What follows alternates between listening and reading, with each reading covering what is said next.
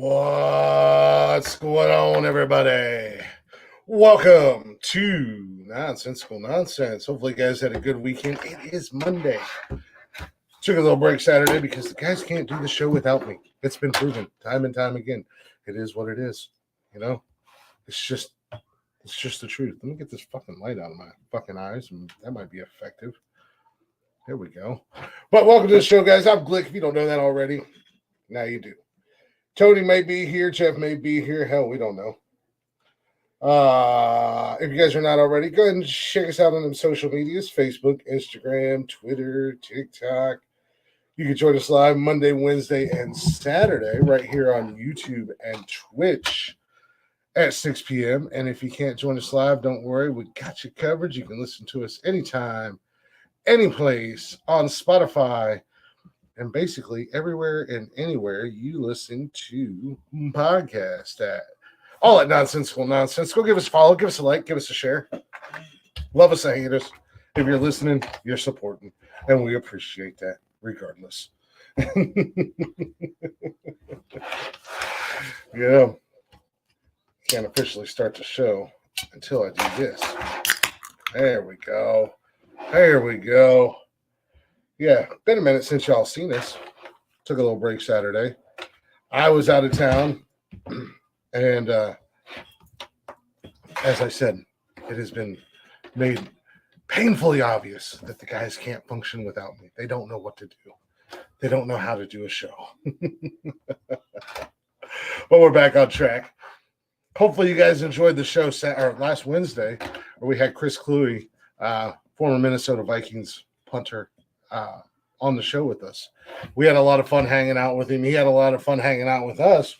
So much so that he'll be back again this Wednesday for part 2. So I'm holding off putting that episode up because I want to put both of them up at the same time, kind of a part 1 and part 2 on Spotify. Yeah, you know, what up, Chris? I mean, one of my co-hosts was just literally live on another show. So, I mean, and he's been live about 900 times this weekend. So, I don't know. Don't worry, teacher. But no, we had a really awesome interview. Go ahead and check out the replay on YouTube if you can. If you missed the live, at least until I get up both parts. Super cool guy. There's so much more to him other than just his football career, and we kind of started to dabble in that a little bit, which is why we wanted to have him back on. And he was more than willing. He actually said before he even jumped off the show he wanted to come back, and then we kind of chit-chatted a little bit back and forth on email and set it up for this Wednesday. So the sooner the better. That way, he's still kind of fresh in your guys' minds. Because, like I said, there is more that I want to dive into and just hang out with the guy because he was, again, super cool to hang out with.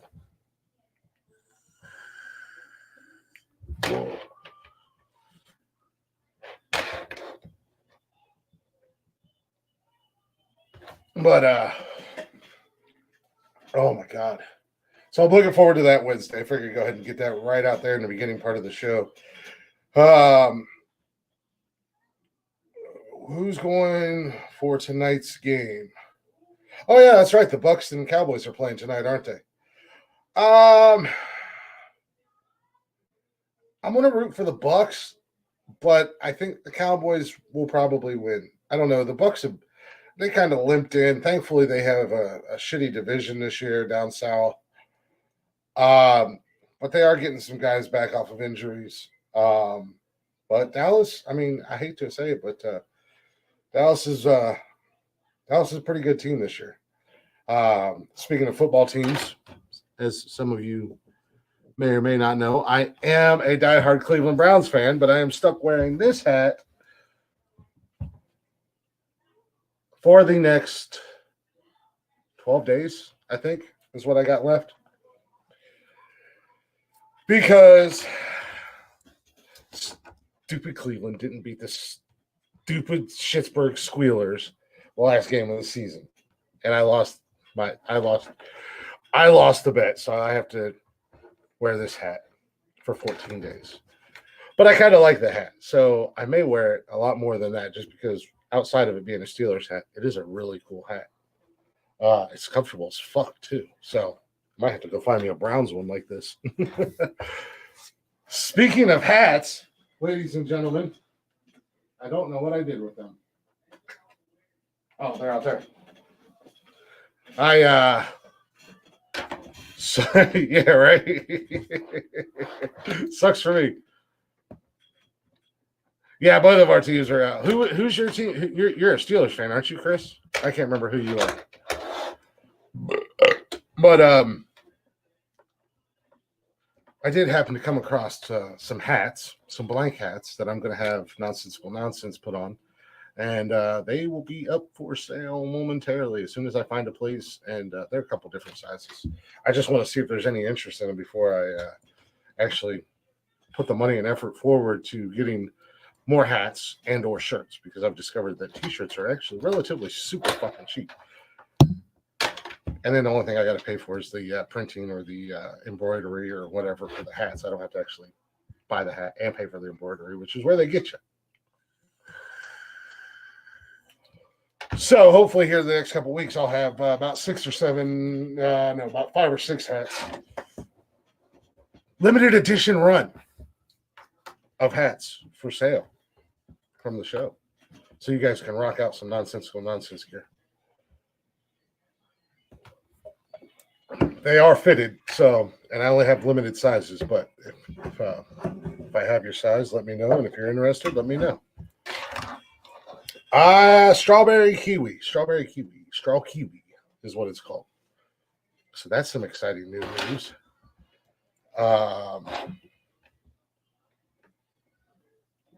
But yes, as I said, I was out of town all weekend. Went and see my girlfriend. That was it's always nice, always fun. we have way too much fun together. I don't think I've ever had this much fun with somebody, hanging out, meeting their friends, hanging out with their friends and stuff like that. So I was in no condition to do the show Saturday night. But I'll be back out there this weekend, but we will be doing the show Saturday. There'll be no ifs, ands, or buts about that. I will be doing the show Saturday. I can't speak for the other two gentlemen who don't know when our show starts or how to do a show without me. You gotta keep up with my schedule. Yeah, keep up with my schedule like I keep up with yours. You don't have a fucking schedule other than being on 9,000 fucking platforms. That's right. Unnecessarily. That's right. That's right. Should have brought your ass up there. That was funny as fuck. You said no. I'm not gonna. No, I know. I can't because I can't. Yeah, I can't because I'm gonna hurt feelings, and I can't hurt feelings as a white guy having that kind of conversation. I can't. You might have got your feelings hurt. I wouldn't have got my fucking feelings hurt. You got your feelings fucking hurt. I wouldn't have gotten my fucking feelings hurt. I would have hurt some feelings. Be like, Jesus fucking Christ. No, not everybody's out to get you. Calm down. From the couple pictures I saw, I'm like, what the fuck? Yeah, I mean, that's the shitty part about it. I was trying to put in the comments. Unfortunately for art, and that's what that is at the end of the day. It's art. It is it's interpreted in the eye of the beholder. So it only takes a couple douchey people to be like, did the wrong shit. Yeah, exactly.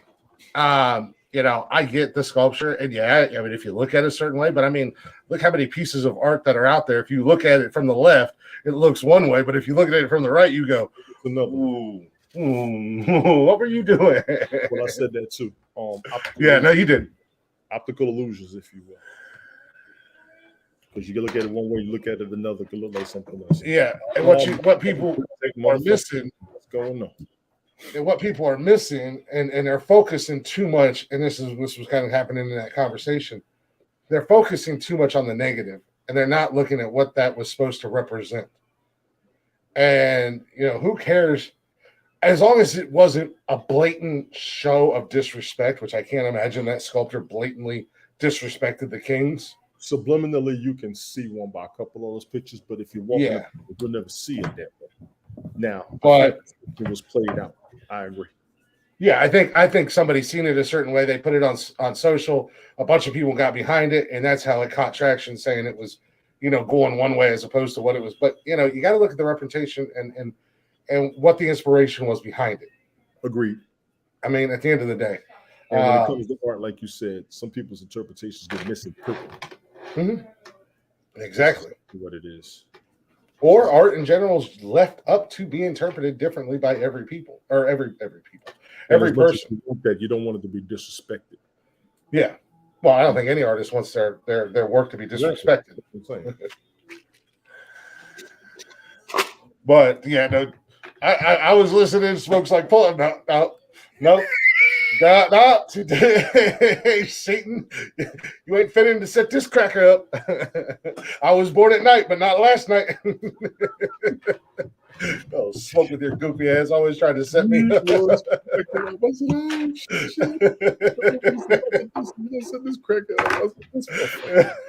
said he on the way too. He was backstage. He's on the way. Yeah, I sent him an invite. I always send him an invite for every show just in case he could pull up. Oh yeah, I did do a show yesterday morning with Rich and Brian, real fast, just covering the playoffs. I seen that. I was Jacksonville, fucking Jacksonville, dude. Fucking, there was a fucking Miami. Yeah, I didn't watch most of that game. I was with Jason. That was a close one too. I mean, Buffalo won, but Buffalo didn't look good winning. I didn't watch much of any of the games. Me neither. But I don't know what to think about Miami and Buffalo. Miami's hungry. Miami is hungry. Jacksonville, like I said, mid-season, they look like they were gelling, and there's proof that they are gelling. Chargers are not that bad. They are not that bad. I said it earlier in the season. Everybody was sleeping on Jacksonville, not to sleep on Jacksonville. I think you did. I said it on one of our broadcasts, one of the fantasy football shows, because we were talking about their defense, I think. And I know I made an emphasis about Christian Kirk at the beginning of the season, and he showed it yesterday. That motherfucker didn't play. He got shit to prove. I ain't mad at him. Yeah, the 49ers did what I expected the 49ers to do. I was kind of shocked. Seattle put up a fight. Seattle put up an excellent fight. And where did you see that at? The score, the back-to-back touchdowns. The score was 41-23. Well, in the beginning, it started off all right. Brock Purdy became the youngest quarterback to throw for 2+ touchdowns and rush 1 touchdown in a playoff yesterday. Or not yesterday, but Friday night. Being broken on the team. Christian McCaffrey was the first to throw, catch, and run one in one game, I think. Yeah, he did that earlier in the season. Yeah, he went. I think that was his first or second game with San Francisco. First. I was kind of shocked that the Giants beat the Vikings. I'd say during the broadcast that was going to be a toss-up. I didn't know who was going to win that game. And Cincinnati got lucky as shit, I guess, yesterday because Huntley fumbled the ball on the 2-yard line. Right on the goal line, he ran it all the way back. Yeah, boy ran it all the way back. I was like, damn. I didn't watch much football. My jaw dropped. I didn't watch much football. We had some hella fun playoff football this year. This season, I think the talent was spread out across the whole league. I think the league should be pleased with this season. A lot of teams close to 500 shows a lot. A lot of teams close to 500. That shows a lot. And it was a lot of you got some definitive, they're going to beat their ass. They're going to beat their ass. They're going to beat their ass. Not this playoffs. I'm taking the Cowboys tonight. I'm going to be rooting for the Bucks, but I think that the Cowboys are going to win. Does that make sense? I'm taking yes. The problem is Brady is great for coming back. Don't let him be down. The problem is Brady. There's certain and I've said this before about the Pittsburgh Steelers. Notice my hat. Another 12 days of wearing this son of a bitch. Oh my God! I lost a bet. I'm a man of my word, Tony D. 14 days I got to wear this. And she made me go to a Pittsburgh Steelers store. Oh my God. Yeah. I told her my hair might fall out. But no, there used to be a time, and even still now today, there's certain teams you don't want to play. And late November into December, and the Steelers was always one of those teams. And Tom Brady's one of those players. Once it gets to the end of the season or it gets into the playoffs, you know what the man's capable of doing. So, You must be good. but that's why I said no disrespect towards You Dallas. had to wear the hat. I have to wear the hat for 14 days. She went out and bought it for me Saturday night. We went to a Pittsburgh Steelers store. So not only did I have to get a hat, I had to go into a goddamn Pittsburgh Steelers store. And it was horrible. It was one of the worst experiences I've ever had in my life. I bet it was. That's the funny part. I bet it was.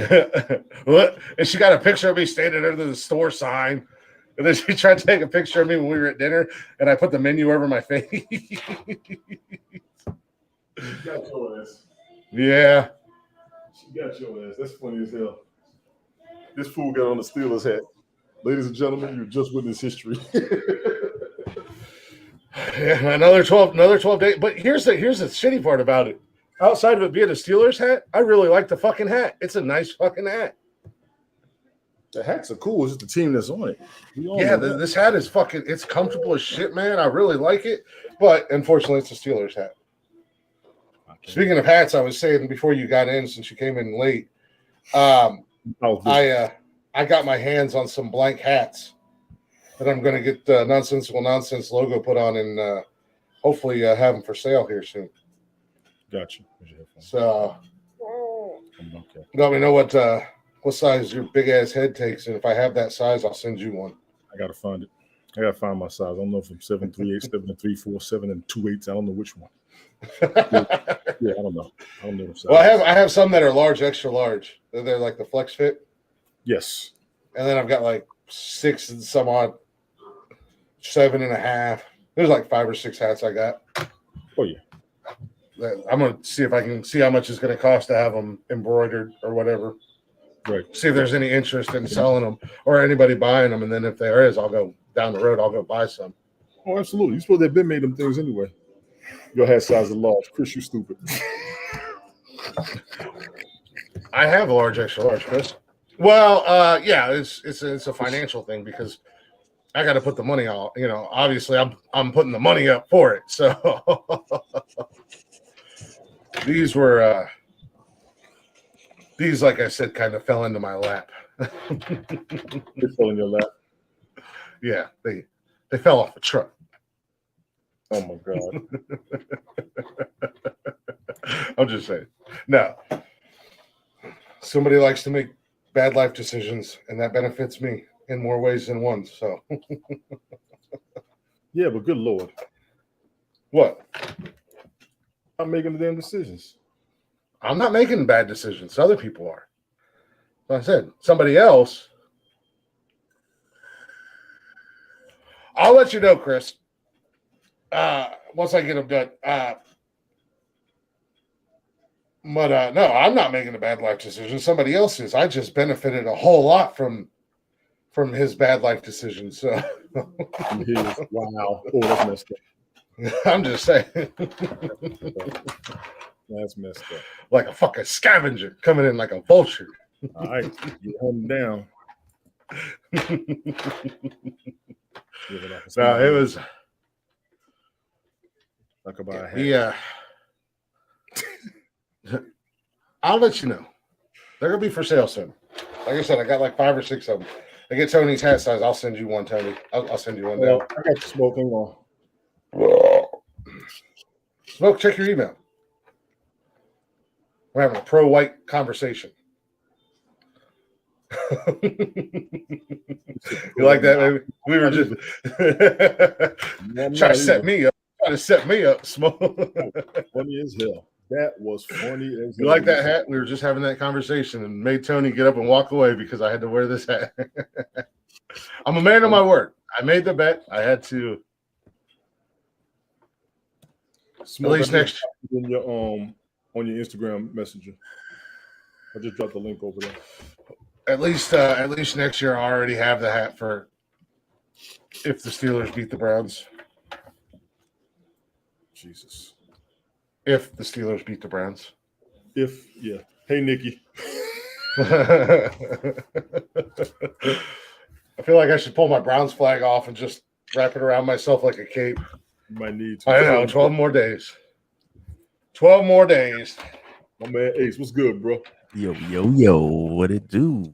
What's I told good, her I was bro? going to go buy a Browns bandana and wear it underneath the hat. Oh, No, not yet. What's going on, Smoke? Long time no see.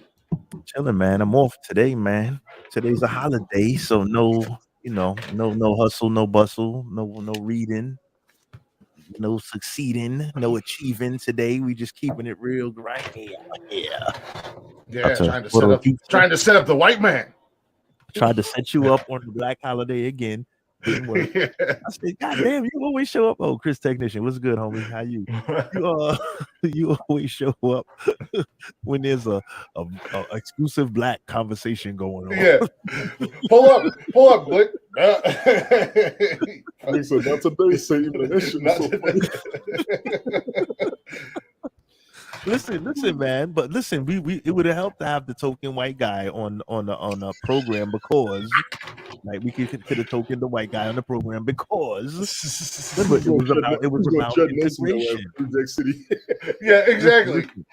Listen, if the internet existed back in the civil rights movement, this podcast would not have been possible if not for Dr. King. Okay, so let's right. Well, I mean, it was popping. My podcast would have been possible. Whatever, Archie. No, you know what? Y'all asses wouldn't have been on there, or I would have been a big part of the civil rights movement because I would have had you guys up here with me. I would have been a part. Podcasts, definitely, but it may not have been mixed. It may have not been a interracial panel. I would have been a part of the movement, a part of the cause. Oh man, you'd have got straight with the fire hose too. God damn, not so much Jeff, but yeah, raiding my house like a motherfucker. In the crib. I know you're down with us, but don't let everybody know, man. You had a lot of white folks down for the civil rights movement, man. Salute. You gotta remember, I'm originally from up north. You know, I'm up here in the north, so I'm not from down south originally. Exactly. So we just gonna keep our asses up north where we belong, and we can do our podcast. It'll be all fine and hunky dory. That's true. Yeah, we would have been good. You're right. Yeah, man. We just wouldn't have many Southern listeners if we would have had a podcast during the civil rights movement. Oh man, that would have been crazy. Wow. It's all good, man. All good. Get all kinds of comments. Football games this weekend. Woo! Games were good so far. A lot of close games, man. A lot of close games. A lot of close games, a lot of tight games. I agree. Yeah. They're putting out a good product, whether it's rigged or not, who knows? But they're putting out the NFL should feel real good about what they got. I was telling him, it's a lot of 500 teams, which showed the talent and spirit of the league. Yep. And I found it to be a decent sales pitch. Yeah, parity, man. Because anybody can win. There's no set. You know what I mean? There's no clear cut. We have always a few that are always going to be the favorite. Like you'll have like the Chief or something like that. You know what I'm saying? Chris Tech says, "What's the dinner report?" This motherfucker. Jesus chicken pasta. I had Zaxby's. I'm still working on dinner. Zaxby's was actually lunch. Jason's finishing his now. I'm trying to see what we're going to do for dinner. How long was I asleep for? About 2 hours.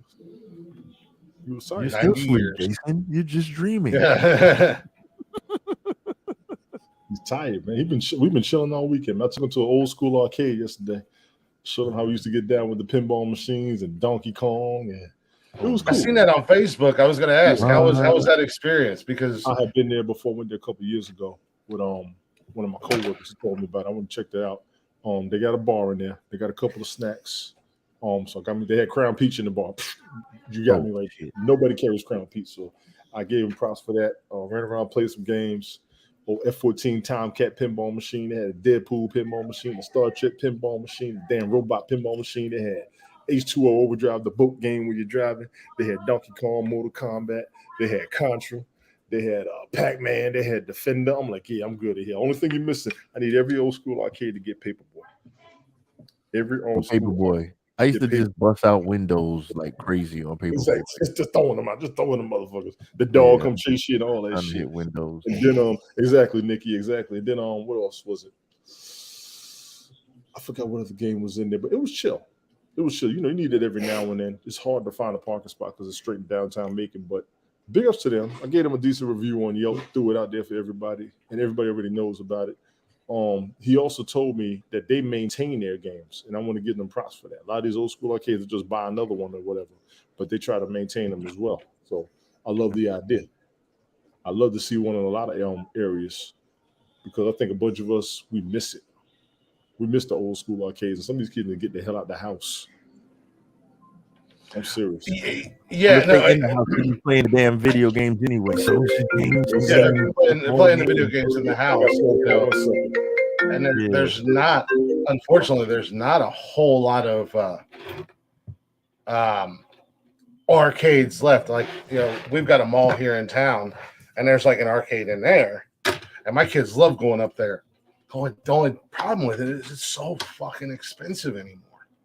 I mean, you remember back when we would go to the arcade, it was a quarter, and you played your game, maybe 50 cents.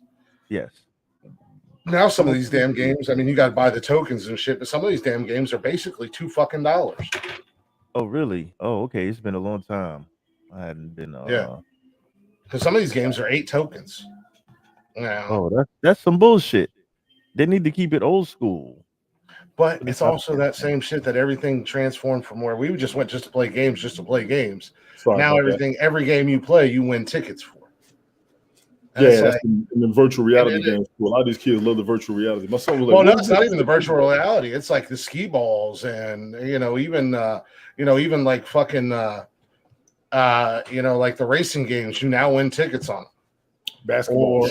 They're shooting. The hoops game. You win tickets and you get them shitty ass prizes. Well, you just spent $800 at the goddamn arcade to win something that you could have went to Walmart and bought for $3.50.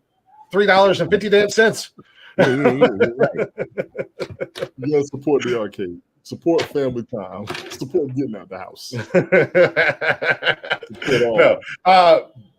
Nikki and I were having that conversation a couple weeks ago about those retro, because like when I went down to Tampa, they've got a bar, and it's like one of those retro arcades, and they've got the Nintendos and the N64s, and then they've got the Wii's, pinball games, all that shit, and the old arcade games, but everything's free. You just go in there and just fucking play, and then you can drink and eat and everything else.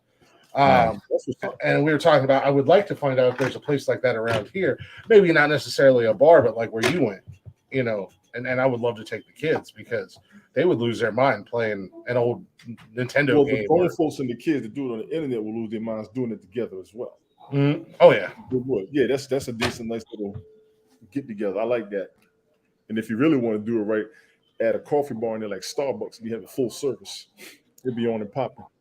Matter of fact, I think it just gave me a new idea for when I hit the lottery. Did anybody hit the lottery this weekend? Somebody hit that bad boy. Did they? Wasn't me. I spent the weekend pretty intoxicated, so I don't know what was going on in the real world. It was 1.3 billion. Lisa Marie Presley did that over the weekend. I heard that Friday. What's his name? Josh Beck. He was a guitarist, old school guitarist. Yeah, he passed away, Thursday or Friday? He passed away. The Alabama basketball player in charge of murder. Yeah, I seen that today. I think I seen that pop up on my sports channel. DeMar Hamlin was at the game yesterday. Who else? Somebody else passed away. Who? You? Were you intoxicated all weekend, ma'am? That fool was lit, trust me. I know he was. So was she. We didn't get out of bed last night. We got out of bed yesterday until like 6:00 last night. Damn. Nikki did have to work yesterday, but she came home and then we went back to bed. Damn. Really? Because your bar tab says differently. 975 shots later. Oh shit. we had to have a conversation last night that we're not doing any more of these weekends. We are too old to be out drinking Friday and Saturday night. Back to back. Oh man, you guys crazy. Well, we went. No, you weren't. No, you weren't Friday. I wasn't either. I mean, we just were having fun. We went out to a friend's house for game night Friday night, and had an absolute fucking blast. I have not done that, and I don't know how long. Where no drama, no bullshit. Everybody was just laughing and having a good time. Of course, even though I was out, I was still working on the podcast and networking because one of her friends, the friend's house that we went to, he's in a band, so he's working on some videos so we can play their music on the show. Nice. So, but yeah, we just had a really good weekend. We always have really good weekends together, but yeah, we just drink an awful lot together. She's like a female version of me. She can drink. Jesus. I wasn't on Friday. No, neither one of us were too bad Friday. Saturday night's a whole nother story. Hey, Chris Tech said we took up my brother. Okay, I'm tired of Dave and Buster's is fun, but damn, it's so How many expensive. $1,000 did you spend? Yeah, it's so expensive. I remember If it was all years five of ago. you, if it was if it was all five of y'all, you probably spent at least $500 in Dave and Buster's. Mhm. At least. I don't lie about nothing.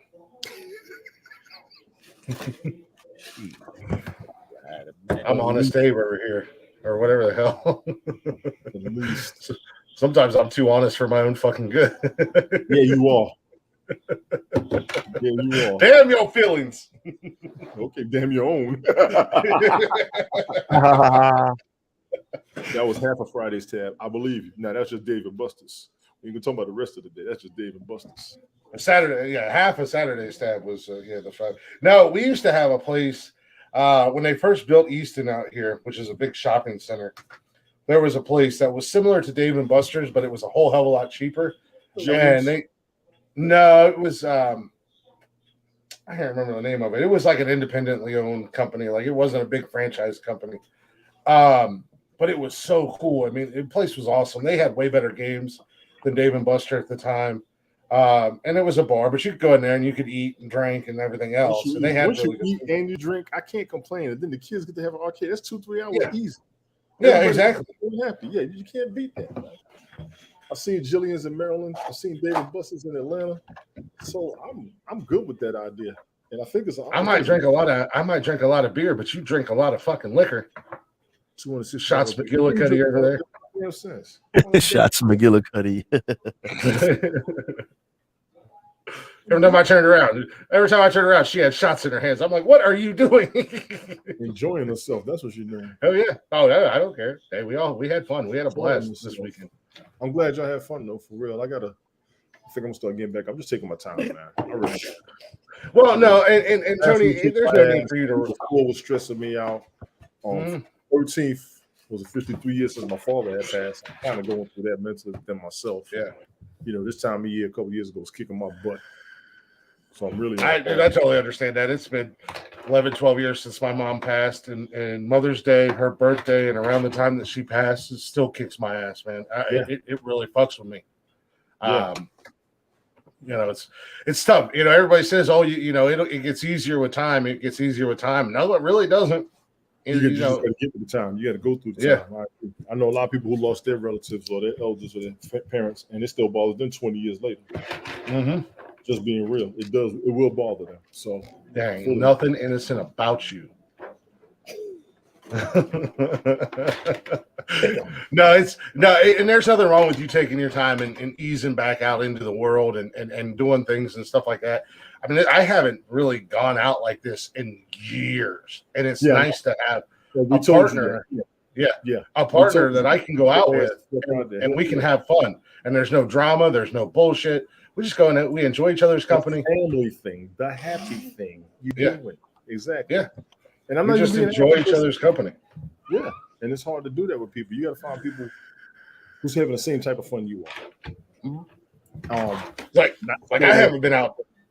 I haven't been out. I would have watched the games all day Saturday while the kids was playing at a bar with a meal and some drinks while I'm still looking. You know what I'm saying? I'd have done watching it. I mean, I haven't one up there, and I was sitting there checking it every now and then while me and Jason running around. Exactly. Pac-Man, we'll play Mortal Kombat. I don't know the special for Mortal Kombat. That's why I don't touch that motherfucker. You just gotta be a button arcade like it does at home. Yeah. You just gotta be a button masher for Mortal Kombat. I mean, that's all anybody does. They're just button mashers. No, it's like, you know, I haven't gone out dancing in years. And Nikki and I've been dancing on 2 separate weekends already. That's, of course, hurt like hell the next day, but redneck. get you over it. Amen. Hit him with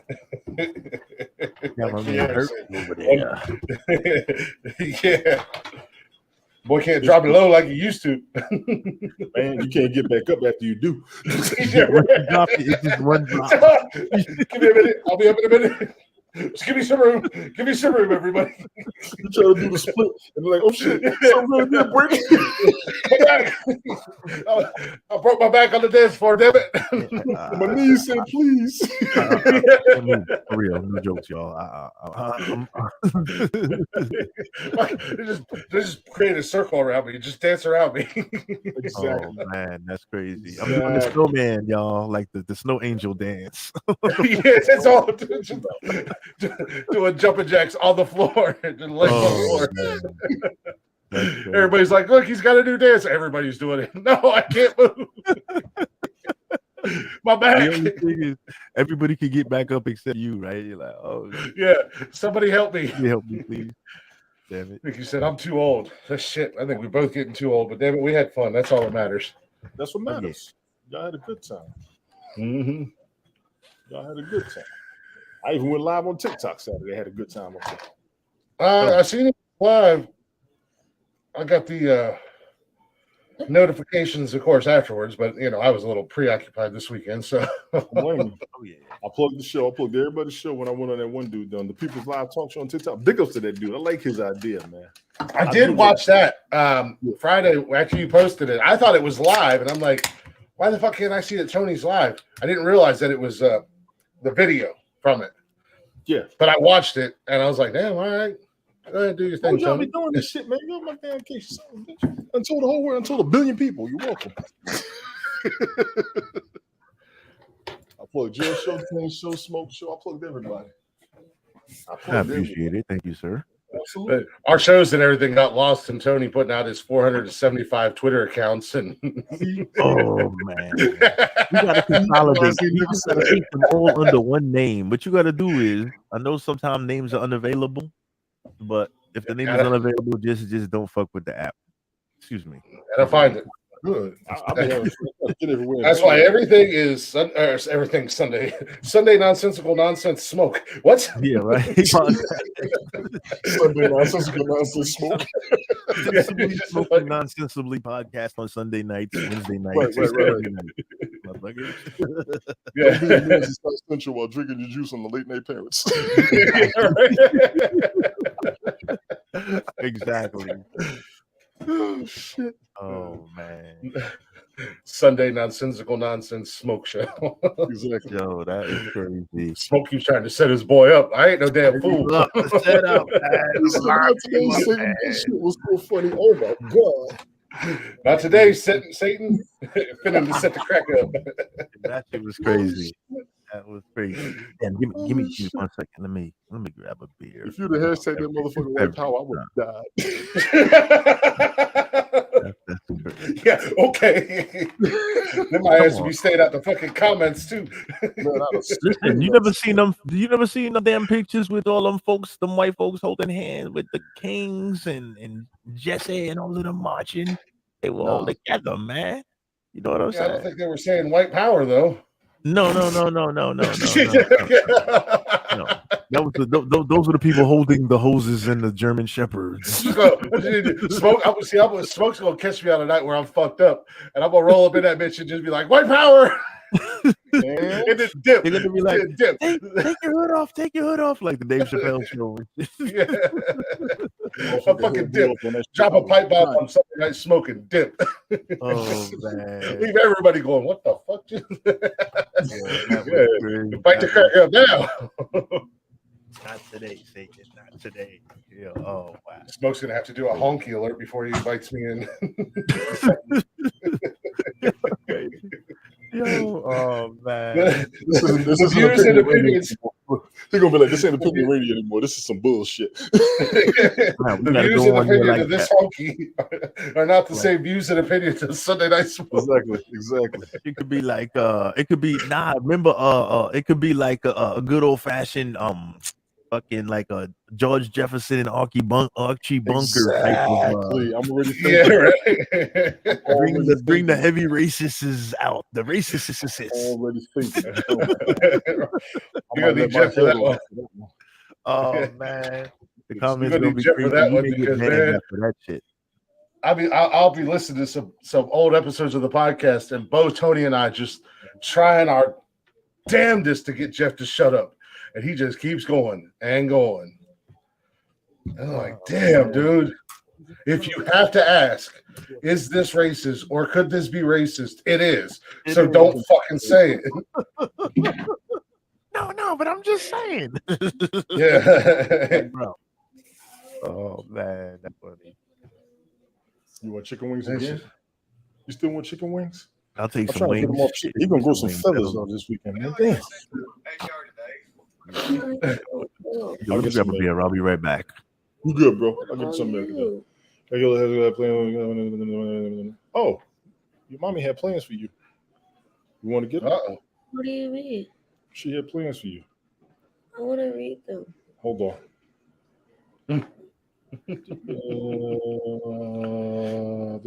Wait. Let's hand off. She had plans for you today. Chicken wings. Apparently, I don't eat chicken wings properly. No, you didn't.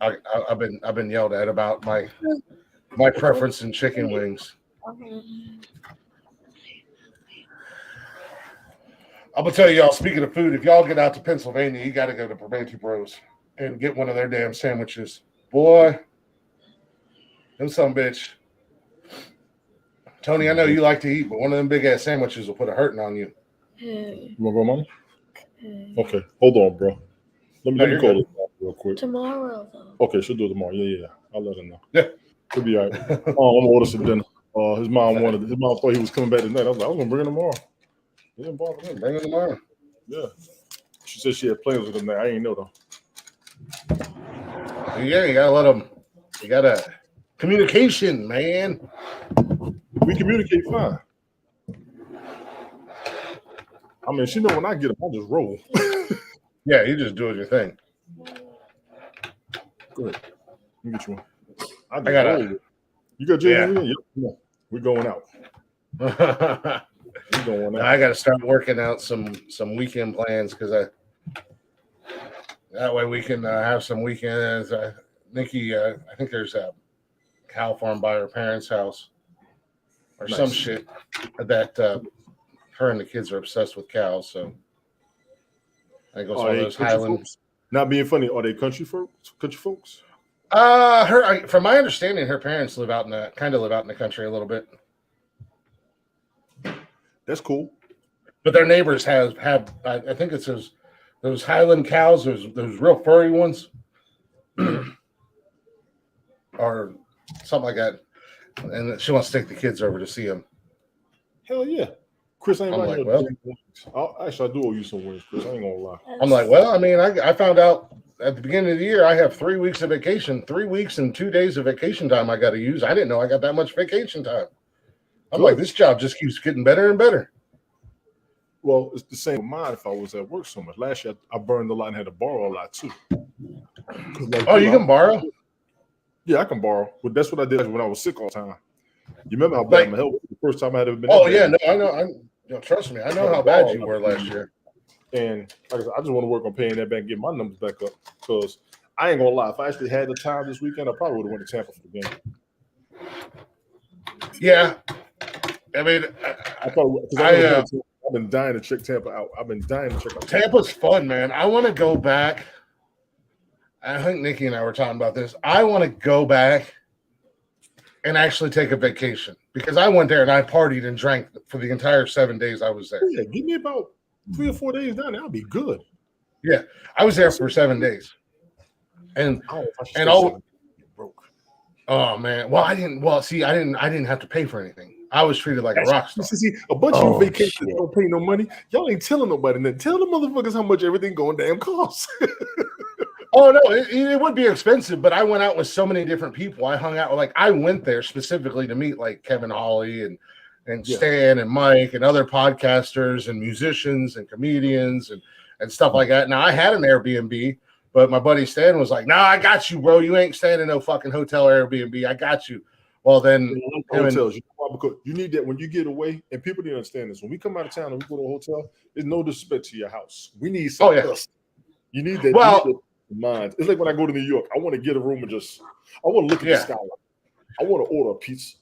I want to sit there and just look at it. I just want to relax. Give me about 24 hours of relaxation. You know what I'm saying? Yeah. I have no problem. And this ain't no shade on Stan or anything like that, because circumstances changed and things happen. Him and his ex-wife his ex-wife, they were married then, they were in the process of selling their house. And it just so happened that day things twisted around. I was like, well, man, I'll get a hotel. He's like, no, I'm gonna take care of it. And I feel bad, so if you have to get a hotel, I'm gonna pay for it. The shitty thing about it was when I was looking and I was getting ready to book, when he told me not to worry about it, I had an Airbnb right on St. Pete Beach. Like the front porch nice overlooked the beach right out the ocean. And it was $35 a night. It was like a little one-bedroom house. I would have been like, okay, bro. I would have still kept the Airbnb on the sneak tip. Like, fuck that. Yeah, right. But no, I mean, all we did was party, and which was fun. I mean, I had an absolute fucking ball down there. I met so many people that I knew from the podcast and from my Periscope show and stuff like that I finally got to meet in person and hang out with. But I want to go down there, and I want to go and if it's hockey season, I want to catch a hockey game. I want to go see the Lightning. I want to, Nice. If it's I like hockey. If it's football season, I'll try to catch because you can go down to Florida any time of the year and it's warm. Yes. Yep. So if I go down and it's football season, I want to sit my ass in 100-degree weather and watch the Bucks play. Because like you said, it's like when I go to New York, I don't have nothing to worry about. I try to get my own spot. My family, man, if you don't stay your ass over here, listen, I'm gonna get a break. Let me go chill. Yeah. Stay right there. If I go down there, the city field is right down the road from the hotel from the airport. Yeah. Literally. Yeah. If I go down and it's baseball season, I'll catch a Rays game. Fuck it. But there's things to do in Tampa that you don't have to spend the entire time you're there, or in the Tampa surrounding area, where you don't have to spend the whole time partying and drinking, which is what I did. But that was kind of the game plan when I went. It was like, we're just gonna get fucked up the whole time, because it was right after the kids. Yeah, it was like right after the kids' mom left me, and they were like, "Dude, we haven't met you yet. This is a perfect time. Get down here. You need to clear your head." And I had a blast. I had an absolute fucking ball. I got to hang out with Kevin for a few days, and that was something that him and I had been trying to plan forever. Yes, y'all have. Got to hang out with a lot of guys and a lot of people and just have fun, man. But I want to go back because Tampa's it's a really cool city, and there's a lot to do down there. And I'm not gonna lie, I was gonna tell Trey, if I ever go down, I'm gonna tell him meet me down there, because he's in Orlando. I really want to go to Orlando and hang out with him. I do want to just go down and chill. He's comfortable. I do want to check on him. I'm going to worry about my boy. So. Well, yeah, you got to. I mean, it doesn't matter how old they get or anything like that. You're going to worry about your kids. Damn right. But but yeah, I mean, I got I got time to use this year. Why not, if possible, do some stuff with the kids this summer? Nikki and I can do some stuff with the kids. We can do some stuff just the two of us together. Smoke and I talked about me bringing my happy ass out to New York. Oh my god! Yeah. Oh my god! Yeah, New York wouldn't even be, man. I haven't been to New York in a hot minute either, and I love New York. I just don't know how y'all live there. We love it, especially in the city. Coming to America was the Queens I grew up in. Yeah, like that is the Queens. Yeah, like it's awesome to visit. It's great for a short time, but after a few days, 4 or 5 days, all right, I'm done. You can I'm go. Done. I can stay. I'm done. I'm done. Shit, we might even come down there and visit your ass sometime at some point. You ain't nothing but a couple-hour drive. I'm a few hours from you, son. That's what I said. You ain't nothing but a few-hour drive. Okay. I like driving. Apparently. You like getting away. I understand that, though. I do like to just take off for a few days. Ain't nothing wrong with that. Hell no. That's the good thing. If you can handle the driving, it's good. And if you drive, I fucking love driving. Exactly. And shit. Get in a And hell, road. like the drive I make now is nothing. When I go visit Nikki every weekend, that ain't nothing. That's a 3-hour drive, and it's easy, man. I throw a movie on. I watch a movie while I'm driving. Yeah, I watch a movie while I'm driving. Yeah, Oh, me wait too. a what I said. minute. No, drive safely, brother. Listen I do to a drive movie while safely. you're driving. I do drive safely. I got autopilot in my car. All right. Hmm. Sounds good. Sounds good. No, I put a movie on. It's like I'm sitting there like glued to my phone watching a movie while I'm driving down the road. I know. You know? I throw a movie on. Like today on my way back home, I had How I Met Your Mother. I had that on. It was just, I was listening to it. Yeah, that's funny when I had show. Escalade, I had was the with DVD homeboy. They used to be like, "Suit Up" was with that dude, right? Suit Up. Yeah, Suit Up. Yeah. Oh man, I used to Patrick that Harris. one. That was Escalade, I would cool. put a movie in the DVD player and throw the screens down. So when I'm riding down the highway, I could listen to it. People be following me watching the movie and shit. The kids be every weekend, it don't matter. A couple weekends in a row, it don't matter. I don't care. I don't mind the drive. I actually enjoy the drive. Like fucking Friday, I got done watching a movie and I just cranked up the tunes, man. Yeah. I just cranked up the fucking tunes and was jamming out, having my own. That was probably more unsafe than me having the movie on because I was having my own goddamn rock concert in the car. I was fucking singing and dancing. I used to do my 12-hour road trips. I turn my music on and people be looking at me like, what's going on? Yeah, right. That was me singing my ass off, fucking jamming out. Fucking, my neck was hurting so much. That's so easy. I had all them songs in my head. I used to listen to them on them road trips. Speaking of which, I got an alert. I got an email yesterday. One of the music broadcasts I did, it's 43rd on the charts on Mixcloud. I started thinking about when you was putting up how you was getting the numbers. I was like, oh, nice. Snap. Hell yeah, man. Yeah, man. I'm trying. That's fucking awesome. I ran out of room, so now I got to think of something else. But you ran out of room on Mixcloud. I didn't realize how long it had been around. Everybody had been telling me. I'm like, man. Oh yeah, Mixcloud's been around for a hot minute. I've got buddies that have put music up on there years ago. It's. I'm grateful, but I mean, I'm having fun. I'm just redoing some of the old broadcasts with better audio now. Yeah. What do you mean you said you ran out of room? What do you mean you're running out of room? For the free plan, they give you, I think, 10 hours. So okay. You can delete the old episodes or what? You can delete the old episodes if you want to. When I sit back and listen to some of that shit sometimes, I don't realize what I've done. Play some of them playlists when you're not thinking about nothing and just let it hit you. Because I was sitting there like, shit, I'm pretty good at this. Yeah. No. Well, and that's the thing, like with here on StreamYard, we put it out on and I don't, nothing gets saved on Twitch. I don't really know how to do that, but everything's on. They take it off after a week, but you got to go into YouTube as well. See, for the music broadcast, if Restream will work with Twitter, nothing's working with Twitter. I'm noticing that. Even at EvMux, the new one I was telling you about, they don't have a Twitter connection at all. So it'll go to Facebook. Facebook might mute it in a few countries, but like when I play it back, I can hear it. Excuse me. See, that's what's happened a couple times with me when I've been watching you on. I mean, we're up there. We're up on Twitch right now, or not Twitch, but Twitter right now. We're on Twitch. We're on Twitter. We're on YouTube. Right we're on Facebook right now. Yes. Yeah, I don't know how you're doing it because I can't do it with mine. Well, Restream. I just send it to Twitch, and yeah. So I mean, even the old episodes are up there because I just pulled up the old last week, so it's still up there. Old episodes, but like here on StreamYard, we can only have 50 hours of video or audio on StreamYard. So I go through every few weeks and I delete old episodes, but they're all still on Facebook or they're on YouTube or on Twitter. Take them off your memory list over there. Just take already on other platforms. Yes. Yeah, I just take them off StreamYard and they're all on Spotify and Apple and Google and all the other podcast platforms that Anchor distributes them out to when I post the episode. So, they're all still there. So to lose them off of StreamYard is really not that big of a deal.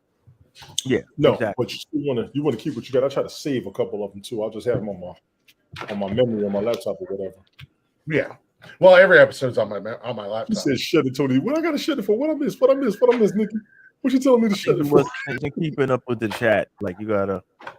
I think it was when you, if you read the chat like 15 minutes later, the punchline is already gone. Yeah, it's gone. I forgot what That's how I that did. works. I think she was talking about the drive. Oh yeah. She don't want you to. Oh no, I told her, I said, shit, I have 3 no hours problem is a breeze. whatsoever. That's right up. That's like nothing.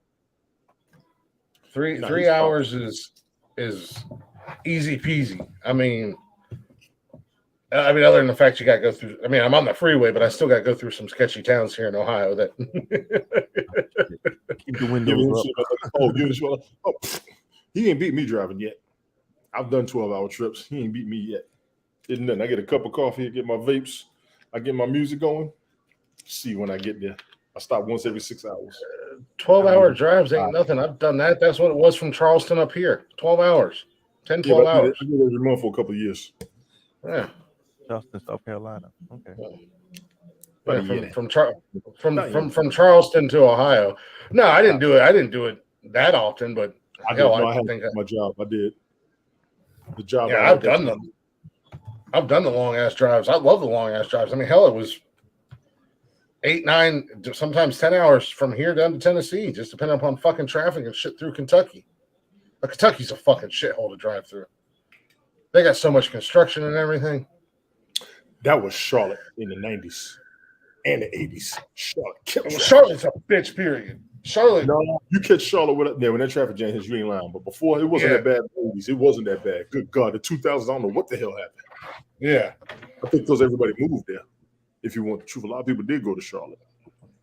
Oh, a lot of people did. I mean, there's certain cities that people still go to. Charlotte's one of them. Atlanta's one of them. Unfortunately, the traffic in Atlanta is fucked, but then you add the tourists in there, and then it's even more fucked than what it already was. Atlanta traffic. New York. Ass. Oh, my God. Don't get me started on New York. DC's a goddamn shit show, minus tourists. Especially when you're up there around DC and Arlington. Yes, Lord. I mean, that's an absolute fucking... There are some cities, as much as I enjoy driving, there are some cities that I will not fucking drive in. Some if I don't have to. I got to go through in the middle of the night instead of the daytime. Yep, exactly. I remember when I drove back from New York. That's a 14-hour drive. It took me 18 hours. I'm just tired of driving. Fuck that. I'm like, well, not all of us. I had to. It's cheaper than flying. Flying costs. At the end of the day, all over the damn place.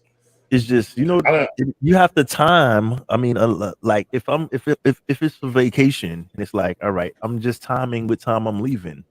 For example, if I have to go to Georgia and drive 13 fucking hours, I'm gonna leave New York at maybe 1 a.m. Yes, I'm gonna run into traffic, maybe the rush hour, maybe the bottom of VA headed into what's her name, Carolina. South this rush hour time, but I'm gonna make sure that I time my shit where it's not you're not gonna run into rush hour right out the gate. You want to get as far as you can before you run into the traffic. So you can't always plan it. Of course, plans are made to go left and shit. You would beat New York traffic, you would beat DC traffic, and you would have a clear shot down to Atlanta, and you'll probably beat the Atlanta traffic at the same time. You could run. I've actually made it to New York from here in 14 hours straight, no problem. No problem. With no traffic. Coming back, oh my God, we fucked around and hit it because that was back when me and the wife first got together, and we got to the city. And she was like, I said, yeah, just pull over. I got it. Because the roads are narrower in New York than they are in these areas. So the cars are so much closer. When you get on the bridge, that'll terrify anybody who ain't used to traffic being that damn close. Them fucking bridges are a nightmare in rush hour traffic. Yeah, you fucking running. I remember when I was younger. Yeah, I remember when we was younger, we drove up to Rhode Island. Mama Joe, she's got family up in Rhode Island. And we drove up there and we got stuck on them bridges in New York, man. You could like literally... Yeah, in traffic. It was like shit. The bridges don't really bother me too much, but you could literally roll your window down and you could put your hand on the car beside you. You are like right on top of each other. Look around and knock your mirrors off. Yeah. Mirrors knocked off. But and like Smoke said, that's every time I came up to Ohio from South Carolina, I left after I got off work at night, so it would be like 7, 8 o'clock. I'd get off work, go home, load up. It'd probably be about 9 o'clock or so before we hit the road. So rush hour traffic was done, and then I drove through the night. And really, the only traffic you have at night is the truckers. Yeah, and they're not traffic. No, really. they're just doing because they're doing the same thing I'm doing. They're trying to keep it moving. They trying to hold ass. Exactly. Yeah, and they would haul that. Shit. Let me get behind a trucker. That motherfucker. If he could do 85, he was doing 85. You damn Shit, right. I'm right there with you. Shout out to all y'all truckers. I'm still waiting on y'all's comments up in here, man. Yeah, y'all, what's happening? Go ahead, Maverick. I'll be your ice man. I'm riding that wing. I used to roll right behind them. My mother said, "Get between two trucks. I said, lift your car, save you some gas." I said, "Okay." I said, "Yeah, yeah." If you're doing 85, I'm doing 85. I know when you slow down, you got way more notice than I do about the cop down the road. So when you slow down, get in your way. Exactly. When they slow down, you better slow down behind them. Don't pass them truckers because they're gonna let you go. We told your dumb ass, didn't you? Yeah, we told your dumb ass. Woo woo. That is the sound of the police, Tony.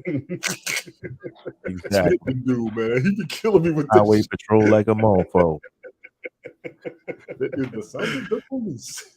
That is the Woo, sound. woo. That is the sound of the police. Hell no. Catch your This motherfucker, dude. You can't pull me over. I have white privilege. Oh my God. Psych. What that one lady said, "You can't arrest me. I'm not black." I said, "What? You ain't see that shit about What? 2 months ago?" That's crazy. You can't be serious. I'm not Yes, black. unfortunately, those people still exist in this world today. Yeah. We have one of them on this podcast. Oh, shit. Easy. Hey, Easy. don't talk about me like that. I'm still here. LFA. LFA down there in Cancun. Jason. Bye, baby. Good luck. Oh man. Be good, lady. Take Good care. luck with the clinic. We'll be here Later. when you're done. Only pizza you want wings. Wings, okay. He wants wings. Hi. Bye. Yo, Jason says, Bye. Bye. Bye. Hi. Bye. He sounds tired, or he doesn't feel good. well, he woke up from a nap and he wasn't feeling the best 2 days ago. I just told him sleep. Yeah, I said, "Get your full. You use the bathroom, sleep." Jumping around like a little jumping Hey. bean. Got his energy back, man. Well, yeah. Let me get his mojo back. You can sit around me all you want to. I'm gonna get you straight in 24 hours. Watch this. My mom is a nurse, and I tell my mom all the time. I said, "I don't know how I be getting sick or how I be staying healthy, because bunch of conversations you must have had when I was a kid. I must have been paying attention, because I ain't scared of nothing until that damn COVID hit me." Let's say that COVID whooped your ass. COVID kicked my. I ain't been that sick in decades. I have not been that sick. I was confused. I'm like, this ain't right here. Whooped your ass. It did with my ass. Don't nobody catch COVID. I don't care what they say. Don't nobody catch that shit. Fuck that. I'm immune to it. I'm sure there wasn't a long line. All the I had with the military and all the The inoculators I line had, isn't exactly around the corner for that shit. I Right. never went through it. I never went through it. It confused me. Yeah, like This is Smoke the just catch said. I don't COVID think line. people were. The catch I don't COVID think people line were- is around the block right now. I'm good. What is this? In the 90s, where everybody's trying to get a damn ticket to see the Foo Fighters or some shit? You got to wait in line, camp out for 24 hours. Hell yeah. There's definitely not a line. for Black that. Friday, motherfuckers are sitting outside Best Buy 3 days prior. New iPhone, goofy shit like that. Like the COVID line is long as a mother. Yeah. What y'all in line for? We waiting to get COVID. Shit. Man, I'm gonna go ahead. As Can we say Jeff that would on say, YouTube now? Can deuces. we say that word now? Yeah, I guess so. But COVID, I guess we're about to find out. We can, yeah. That probably won't be the worst thing we get in macaroni trouble with no Well, cheese. Yeah. I don't think it's gonna be the worst thing we get in trouble for on YouTube. Hell no. I haven't seen much of an issue with it lately. Ted used to try to keep me worried about it before. I'm like, man, let me know, please. I don't be caring. And I really don't be worried about it, but apparently it's an issue. Like I said, I ain't trying to lose my channel no more. So Well, no, I think what was kicking our asses was just the music, the copyright. And that's why I said as I'm going through, where you're able to, fortunately, and shout out to YouTube for that. They take your stuff down, but they give you the opportunity to trim the audio and take it out, and then then they put it back up there for you. Oh man, good job, guys. They just I can't even play intro music anymore. They got tired of giving me warnings. You can't play no intro. Play intro. We trying to play the music and they just bleep it out. They blank the shit out live. Wow. Yeah, that's kind of crazy. They're like, you again? Like, motherfucker, we were telling you for 2 Well, you know years. what's crazy? What I didn't notice was Facebook. If I replay some of my old videos that I didn't get strikes on, I didn't get blocked on, they blocking them now. They're going back and checking all the old broadcasts. Now, let's be clear. The musicians want their music. The artists want their royalties, whatever. I ain't mad at them for that, but I try to tell you. We ain't even trying to do it. We're making this song more popular, and then they'll get more shows. That's where they really make the money. The average artist only makes 10 cents per album. If you think about this is bringing it back to the album and CD days when the album or a CD used to cost $10, $15. They were only getting 10 cents off of it. So they don't give a fuck. Play the music, get it popular. They make their money off of live shows and performances. That's where the money is generated. Endorsements, live performances. So it's the more their music is heard, the better it is for them. That's what I'm thinking. That's my mindset. Because you get more fans, you get more people that are willing to go to the concert to see your show where you actually do get the money. You know what I mean? For the live performance. So I wouldn't look at it. It's just the record companies that are really bitching and moaning because they feel like they're losing money. But it's not. And then what's crazy is I did a broadcast with just movie trailers. Didn't have no problems. I noticed they went back and they started blocking that too. Just movie trailers, no music, just movie trailers. Well, maybe that's a whole nother realm right there. Stevie Wonder's around. Stevie Wonder's what's good? What's going on? Well, thanks for joining us on this beautiful Monday afternoon. As always. No, that's the thing because even today, what are these artists making with album sales? They probably make money because streaming music is in now. So I'm thinking like a lot of independent artists could probably make more money right now due to today's streaming, like the way that people consume the music.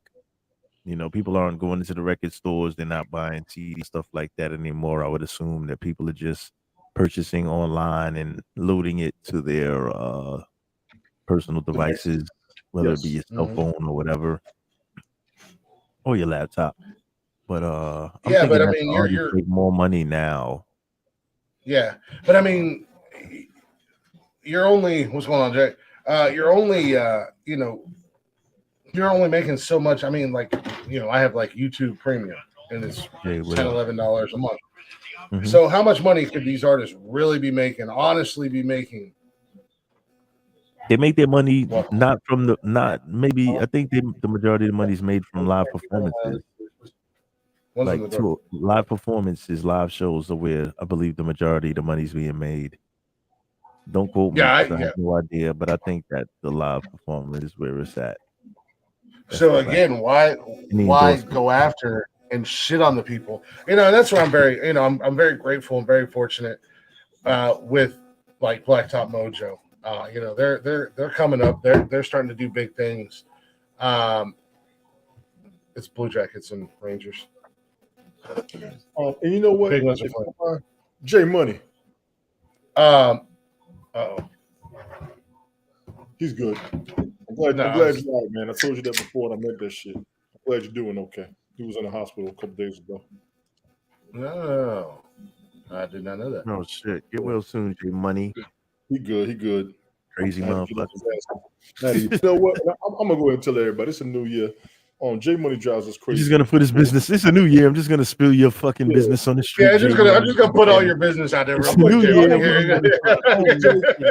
on a lot of people's nerves, but I will give you credit for when you turn real, and I mean that shit. Do me a favor, stop fucking yourself up like I told you, man. What's wrong with you, man? Put that shit. Fuck out of here. All right. I've been sticking up for that man for over 10 fucking years. Dude, he stood up so real for me a couple times last year, and I will never forget him for that. I don't give a damn how mad I get at him.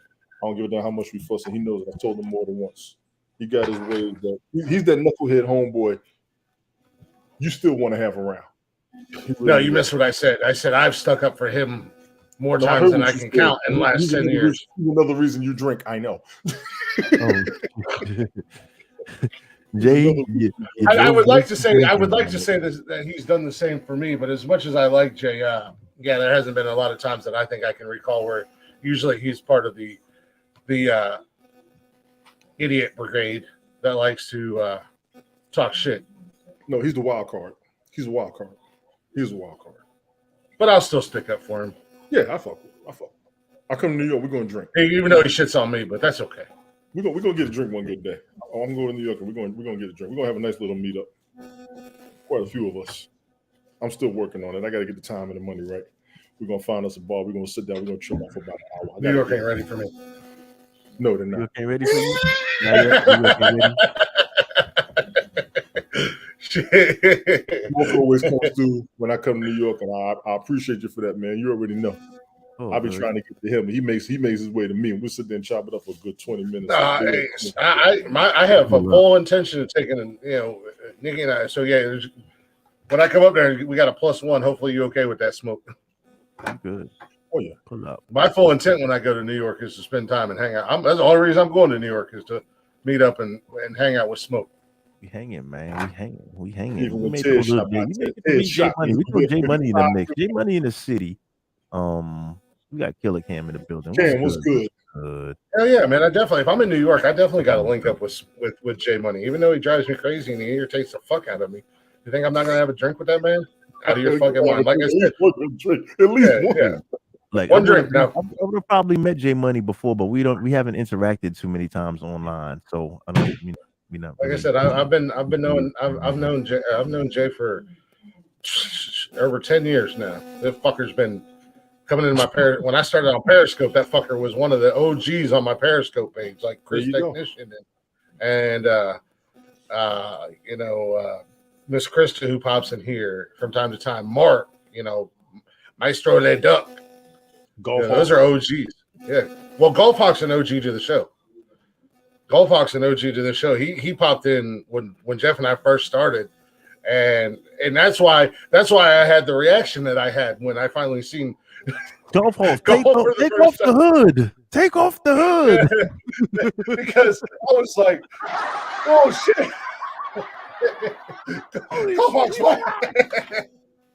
I did not expect that shit because Golf's been down since day one for this podcast, and he's taking part in some crazy ass conversations, and it blew my mind. You should have seen Nancy's face. Nancy said, "Oh, lose doing a football podcast." He said, "Oh shit, Golf Hawk!" Like, what the fuck? Take off the hood. Yeah. Like, damn, son. Shit. Yeah, right. That's what it was. It was that damn moment or that Chappelle show. Yo, that is hilarious. His head exploded. It did explode. His eyes were big. Crazy. I thought his beard was going to fall off his face. Same thing with Wicked G. When I found out that Wicked G was a female, I'm like, Wicked G. Yeah, that was funny. I was like, whoa. I haven't seen her in a minute. She did pop up on Airtime once, and I was like, yeah, made it. Yeah. She was an OG to this show. She popped in one of the first episodes. I met Wigger when I was rolling with Izzy on Periscope, and Wigger used to have me crying laughing. Yeah, she got jokes. She came up on the show, and she was like, "I came in here and I thought I was going to hate you two, but you guys are awesome." And she had us dying. She had us fucking dying. Wigger's hilarious. Wigger's hilarious. And I didn't know. I had the same reaction. I was like, "Oh, Wigger's a woman! Holy shit!" Yeah, I found that out back in the Haps days. I think Tony D put me onto that. I was like, all right, we're gonna. I found out after Haps went away. I found out because I seen that there was like a recommendation on Instagram for her, and I was like, that's Oh. not who I think it is. And then I seen everybody, and I was like, son of a bitch. All this time you didn't know. Wow, that's funny. Yeah. Holy shit. I had no idea. I didn't when I found out. I didn't want to spread it. I just wanted exactly. I didn't say nothing. I didn't want to, because I got a Facebook. I had a Facebook invitation just to fuck with people, like see their because I had reaction. no idea the demographic or the background on the person, so I let it alone. And they try to keep it cool. A lot of people try to keep the identities cool. I got no problem doing it. Yeah, put everybody up. Smoke. Cam's got a question. What you got, Cam? Hold on. This might be my pizza. Yeah, I just ordered mine. I'm getting some pizza. No, yeah, I mean, so I had the same reaction I had when I seen golf for the first time. Hold that question, Cam. I didn't know because, the way we interact and the way we go back and forth on this show, and some of the things that we conversate about, some of the things that we fuck around with. And when you see somebody who's been watching the show or hanging out with the show for a hot minute, or an OG to the show, and I'm speaking specifically for this show, right. It's like, whoa, didn't see that coming. Didn't see that coming. Because, like I said, just like golf, Wicked G, she came with some crazy ass shit from time to time in the chat. Yeah. Wiggle was the number and hung with some crazy ass conversation. We loved. That was the troll we loved. Wiggle was phenomenal. And Wiggle was smart. Wiggle was smart as fuck. Oh yeah. And that's how Jay first started. Jay Money was like that. Jay Money was he would come into my periscopes and he started out as he would start trolling and fucking around. And then we started fucking around with him right back. And he rolled with the punches. And then I got to actually know I actually got to interact with him and talk to him and stuff like that. And that's what I said. I got a lot of love and respect for the guy, but I also got some hate for the guy because countless times I've stuck up for him and gone to bat for him. But then, when it comes time, gotta see if he ever has to defend you. Watch what he comes out with that you didn't realize about yourself. You realize how much he know that was good about you. And I give Jay that because Jay stood up for me a couple of times last year. I'll never forget him for that. I'm going to. I told him. I would just like to say that I've had that moment, but unfortunately, I have not had that moment with him because the OG. He has a tendency to lean onto the side of the idiot brigade, as I will call them. He pushes the button. He's a button pusher. Well, he's pushing the buttons of the wrong people. Yeah. Why push the buttons of a guy who has countless times stuck up for you and stood up for you and went to bat for you? Whatever doesn't kill you, make you stronger. That's what's wrong with social media and society today. Everybody's trying to make you tougher. It also shows the true signs of someone's character. Sometimes, yeah. But like I said, when that time he needs you, there's gonna be the time you need him. Watch how he still, because he did it for me twice. I'll never forget him. 3 times actually. 3 times he's done it. I'll never forget him for that. I let a lot of shit ride off of that. And I was still standing up for it. And I was still standing up for the fool when he was talking shit behind my back. Or talking shit to my face. Because he'll do both. He's not going to say nothing that he's going to tell you to your face. Yeah, that's what I'm saying. Everybody lives by that, so that's what he does. Cam is the OG of OGs of OGs. Only on this show, pimp. When I go to Instagram, my Facebook, my people pop up on there. Yeah, I'm talking about Cam and I have been friends for years. Shit, we were friends for years before we ever even met each other. We only lived 20 goddamn minutes away from each other. Oh yeah. You and Cam go back like childhood buddies. Definitely. Yeah. Cam's like my little brother, man. I don't give a fuck what anybody says. Cam his big brother. I'm his big brother, not his actual big brother. There you go. Damn you, Justin. Damn you to hell, Justin. No, Justin's like brother to me too. Chris Technician, if you get Arby's, you need that turkey bacon ranch. That's what you need. Well, that turkey bacon ranch ain't no joke at Arby's. Boy, that ain't no goddamn joke. Man, I got one night. I was like, let me try this shit. And this has been a while back. Boy, that fucking sandwich ain't no goddamn joke. Because I'm not a big fan of Arby's. But you know what? We ought to be making that shit at home, and we don't. We go to Arby's to get it. Hell yeah. Yeah, because we don't gotta fuck with it. But you ain't wrong about that damn sandwich. That fucking sandwich. Oh. Yeah, that sandwich is the truth. That's why I said, any of y'all that listen to this, if you get out to Pennsylvania and you don't go to Primanti Bros, there's something fucking wrong with you.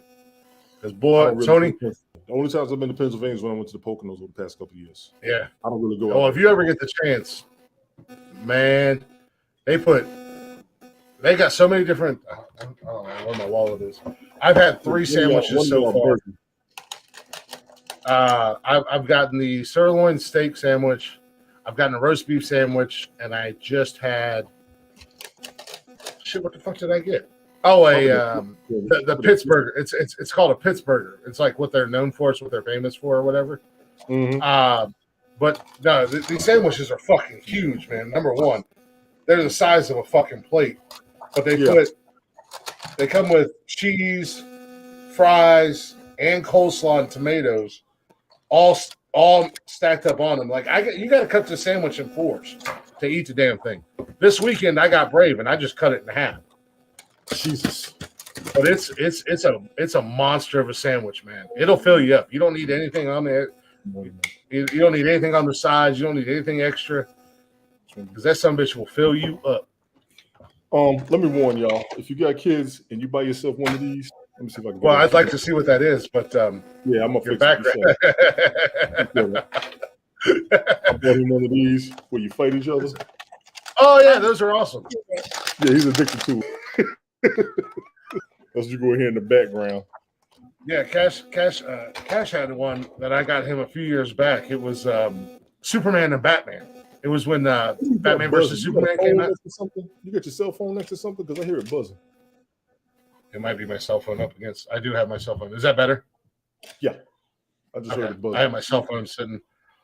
Sound like I'm actually this motherfucker. For the first time all damn season, I've been able to catch a Blue Jackets game on TV. So I've got my ESPN Plus pulled up on my phone and watching the Blue Jackets in the fucking rain. I don't need Hulu. I don't, unless they're going to pick up the Paramount Plus channels, which I don't think they do. Oh, I didn't know. Tony, if you want ESPN Plus, let me know. I'll give you my login. See, I might do that shit right now. I don't need Hulu. If Hulu has shows that I can't see, okay, but I don't think they do. I'm missing Picard. I want to see Picard for real. Is it on Hulu? It's not on Hulu. It's on Paramount Plus. Oh, I don't have Paramount Plus. Nikki's got Paramount Plus, but she got it logged in over here because we started watching the new Criminal Minds Evolution. Oh God. Oh shit. Dude, it's actually really fucking that. First and foremost, Criminal Minds is an amazing fucking show. It is a but good this show. This new one that they just brought out with Evolution, it's like every episode. It's like a mini series. It's not like before where every episode was different. This is one case that they're continuously, and it's so good. But unfortunately, we got to the point where now we have to wait until the new one comes out every week. But but it's really good. But so she had I downloaded Paramount Plus and she logged into it here off of her account. But no, dude, if you want my ESPN Plus, I'll give you my login information and then you'll have it. Hey, just post it in the chat room. Put it on the screen right there. Yeah, hold on. How do I do it? Yeah, I'm able to go here. Go to YouTube. Go ahead and if you guys want ESPN Plus, Disney Plus, or Hulu, here's my login credentials. I have like 900 fucking accounts on that bitch. And be like, what the hell? Because I was going to renew my Disney Plus. I think I may do it on its own, but you should have gotten ESPN with your Disney Plus. No, I bought Disney Plus by itself. I didn't get the ESPN Plus. That's why I was going to let that one go out and get the ESPN Plus package. It was like an extra $1 to get Disney, the Disney Plus, the Disney Premium. You get Disney, Hulu, and ESPN Plus, all with your Disney Premium. Disney Premium, you say? Yeah, but it was only like $1 or $2 more a month for the Disney Premium or the Disney Plus or whatever they call it to get the other 3 or the other 2 streaming networks. Damn, Disney Plus was hell last year. Them TV shows were phenomenal. All of them shows. It was so and so. I know, but I didn't see all of them, so I'm gonna, what you got, Killer, for me? You got to get Killer Cam. You cannot cook on a charcoal grill. What is wrong with you? You got to watch Andor, Boba Fett, and The Mandalorian. All 3 of them were excellent. Excellent. You throw that term around very fucking loosely, sir. I'll say You know why? You know why, Smoke? Because I'm a joking? Star Trek head. I'm a Star Wars head. What they did with those Star Wars shows, I never I'm a expected. Star Wars head, but that was not excellent by any means. Yeah, I mean, maybe if you like that stuff, I don't care for either one of them. I did like the new Star Trek movies that came out. Yes, I thought they were really good, but I'm not a Star Trek guy. I'm not a Star Wars guy. So for me, you're going to say those movies are excellent. I'm going to go bullshit for those shows. Like fucking excellent. She-Hulk, all of that shit. Only Brian.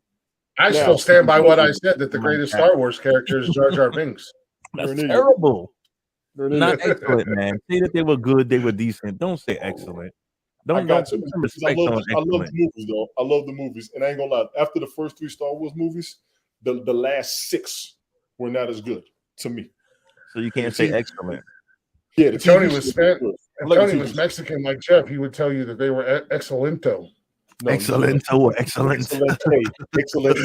He fuck it up. He fuck it up, right? Muy buento excelente. Oh, stop. Cam got a question for you, Smoke. Go ahead, Cam. What you got, Killer?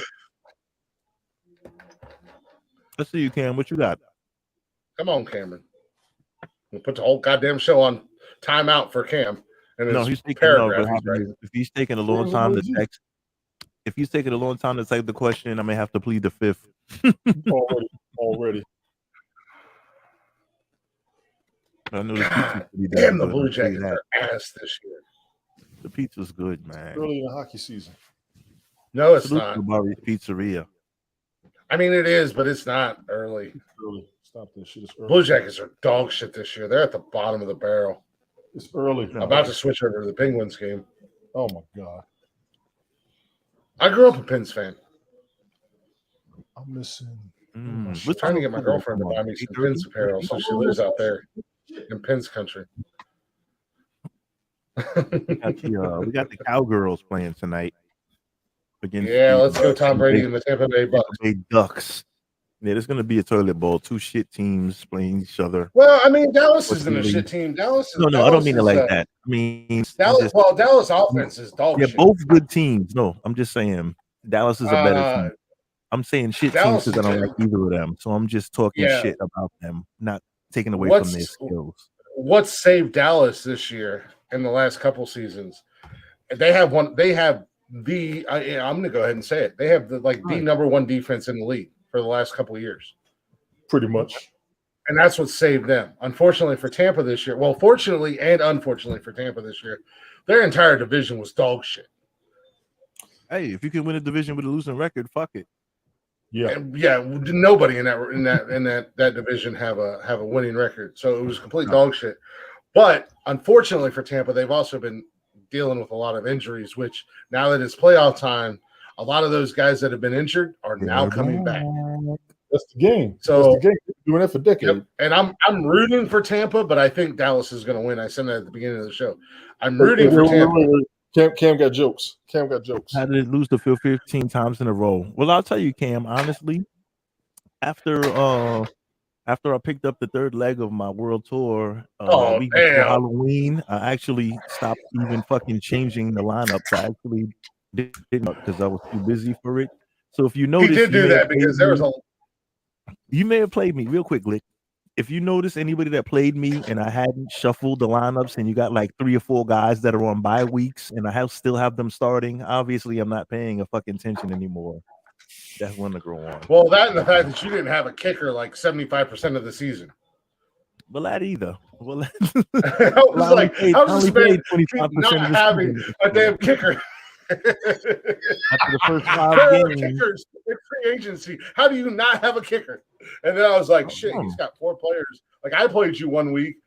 You didn't have a kicker, but then I think you had like 3 or 4 players on a bye week. And I'm like, I'm not even hey man, I'm not even going to try at this point. Smoke's not trying. I'm not even going to try. My team was dog shit. I didn't get to draft my team. Next year, I done put everybody on notice. Next year, I'm coming back, and I'm fucking running the gambit on all them asses. You ain't doing shit.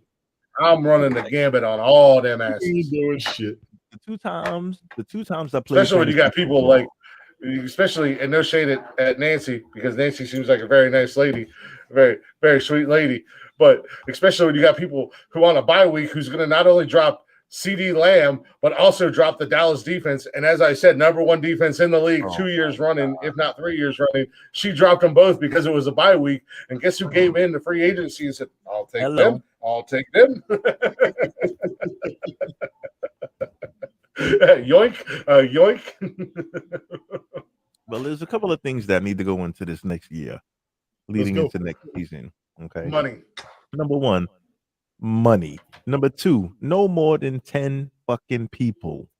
Okay. Fantasy football leagues are made for 10 teams only, 12, not 14, because you're stretching the talent too fucking thin. You gotta leave it at 10 people. 10 people, guys. Sorry. That's it. Put your bids in early. You're gonna lose 2 teams next year. Because that 12-man, 12-team shit don't work.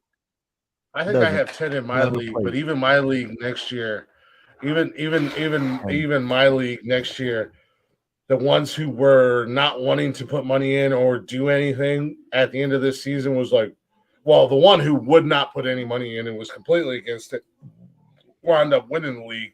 And now all of a sudden next year he wants to put some scratch into it to make it a little bit more fun.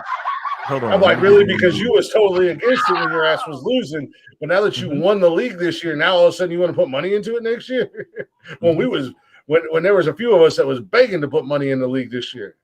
And put it like this: he may have won this year, but he's not guaranteed to win next year. So take that. Well, I mean, you never know what injuries are going to do to you. I mean, I think I wound up in my league. I like last year. Last year, I had the best record in our league, but I didn't win. This year, I was killing it at the beginning, and then injuries started to happen. And then the fucking bye weeks, because everybody had bye weeks at the same goddamn time. I wound up in like 6th or 7th place in my league. Cool. While Cam's busting your balls about losing 15 times in a row, ask him how many games he won in our league. Put it like this: the 2 times I played fantasy football, the first time I played with Ted and them, they invited me in. I won it all the first time, so I'm the fucking champ. And then this time I lost every game, so I'm breaking even. I don't really give a fuck. You are the Detroit Lions and Cleveland Browns of the Belt Kings fantasy really football. Didn't give a fuck. Like I said before, you know, you are the first ever 0-15 champ. That's cool. Listen, hey, Golson, he got the first 3 draft picks. I was like, hell no. I'll take it. I'm cool. Oh yeah. I will draft my team next year. I won 10 in the league I'm talking about. So he won 10 against us. Yeah, he did. He came in third. Yeah, Cam was killing it. I think at one point. Cam, you were 10-0, so you lost how many in a row? I know I beat your ass. About half the amount that I lost, I guess, because Cam came out real hot. He had the whole Diddy Chiefs team. Was that him? Yeah, Cam was killing it. The whole Chiefs team. I'm like, go fuck yourself, bro. No, I think I'm like, I don't think the best players in the league. Like, you're supposed to win, and you still didn't win it all. So you're really fucked up. He said I was 9-0 last 3 in a row. LOL. Well, you fucked yourself because you had the best team on paper. So how does it feel to be a loser like me? There's only one winner, dude. You lost 2. Fuck. You ain't first, you're last. Yeah, fuck it. You lost 2, killer. In the immortal words of Senor Carolina. Y'all are hilarious. Word. I was 9-0 and lost. Yeah. You know, I can talk shit with the best of them, bro. He said he came in third. No, you actually came in last because there's only first place and everyone else is You were the second loser. You know, you lost just. You were the third loser. Smoke might have been the 12th You loser. wasted 10 victories, damn it. What's wrong with you? You wasted 10 good wins. You said you like the Vikings. Right? Hey, I've been he's not even lying either. What did I say all season long? I said all of these close 1-score games, I said they're going to host the first playoff game and they're going to lose by 1 score. And this shit came true. It did. They was bullshit. They won every fucking game by 1 score, damn near. Yeah. I'm like, yo, you're gonna lose by 1 score at home in Froud just for the payback, for the fuckery. I could not believe that the Vikings, much like the Eagles, I thought the Vikings were a strong, easy favorite. Nope, never. Dude, they haven't beaten anybody by more than one score. What makes them a strong favorite? And they haven't Who, the dominated Vikings? any fucking team in the league all season long. They have You not talking about? dominated anyone. Who, the Vikings? Nope. The Hold on. Since Vikings ain't blown no fucking body out this year. They won almost on. every have 3 or 7 points. Who you talking They about? did Hold on. not He's win talking about the Vikings. big against anyone. Vikings, week 1, Green Bay. They won 23-7. Lost That's to trash. Philly. They beat Detroit 28-24. They beat New Orleans Mhm. by 3. They beat Mhm. Chicago by 2. They beat Mhm. Miami by 18. Okay, that's 2 big wins. So they won twice by They more than beat one score. They beat Arizona by 8. Washington by One 3. score. Buffalo by One 3. score. They One lost. They got score. fucking crushed Crushed by by Dallas. Dallas. The games they won, They basically, lost. except for 2 games, they only won by more than one score No, twice. they beat Chicago 29. They beat Chicago by 17. So they Okay, so won 3 3 times. games. But yeah, Basically, you're absolutely right. all of their wins were so fucking close. They didn't beat Dylan anybody was really. good. And the And teams that their they did losses beat and by their those big losses that they scores, and their losses that they took, the 5 losses or the 4 ass 1, 2, kickings, 3, right? 4 the 4 losses that they took, they got their dicks knocked in the dirt. They lost to the Eagles 24-7. They lost 40-3 to Dallas. They lost 34-23 to Detroit, and they lost 41-17 to Green Bay. Yep. So you're So how the 100% fuck would right. anybody who the fuck would think that they're gonna be somebody in the playoffs? Fuck no. The teams that they won, the few games that they did win by more than one touchdown was against shit teams.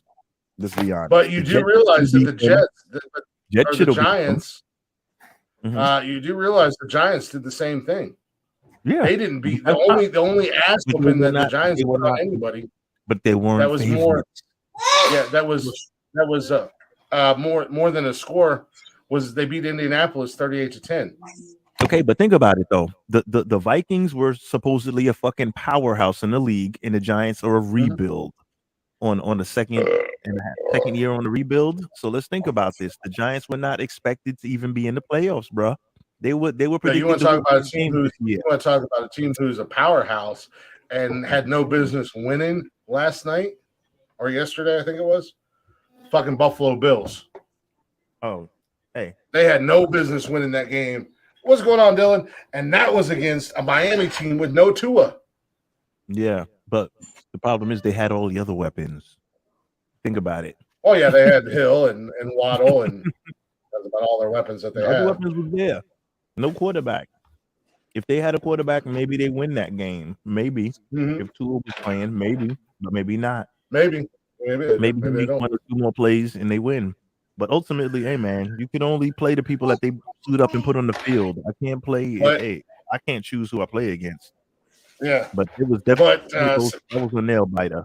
Mhm. yeah, Cincinnati is supposed to be another one of those powerhouse teams. And had it They're not been for bullshit. Huntley fumbling the ball on the 2-yard line, and old boy running it back 98 yards, Mhm. Baltimore without Lamar Jackson would have and should have beaten Cincinnati. You know what? Because all the other weapons were still there.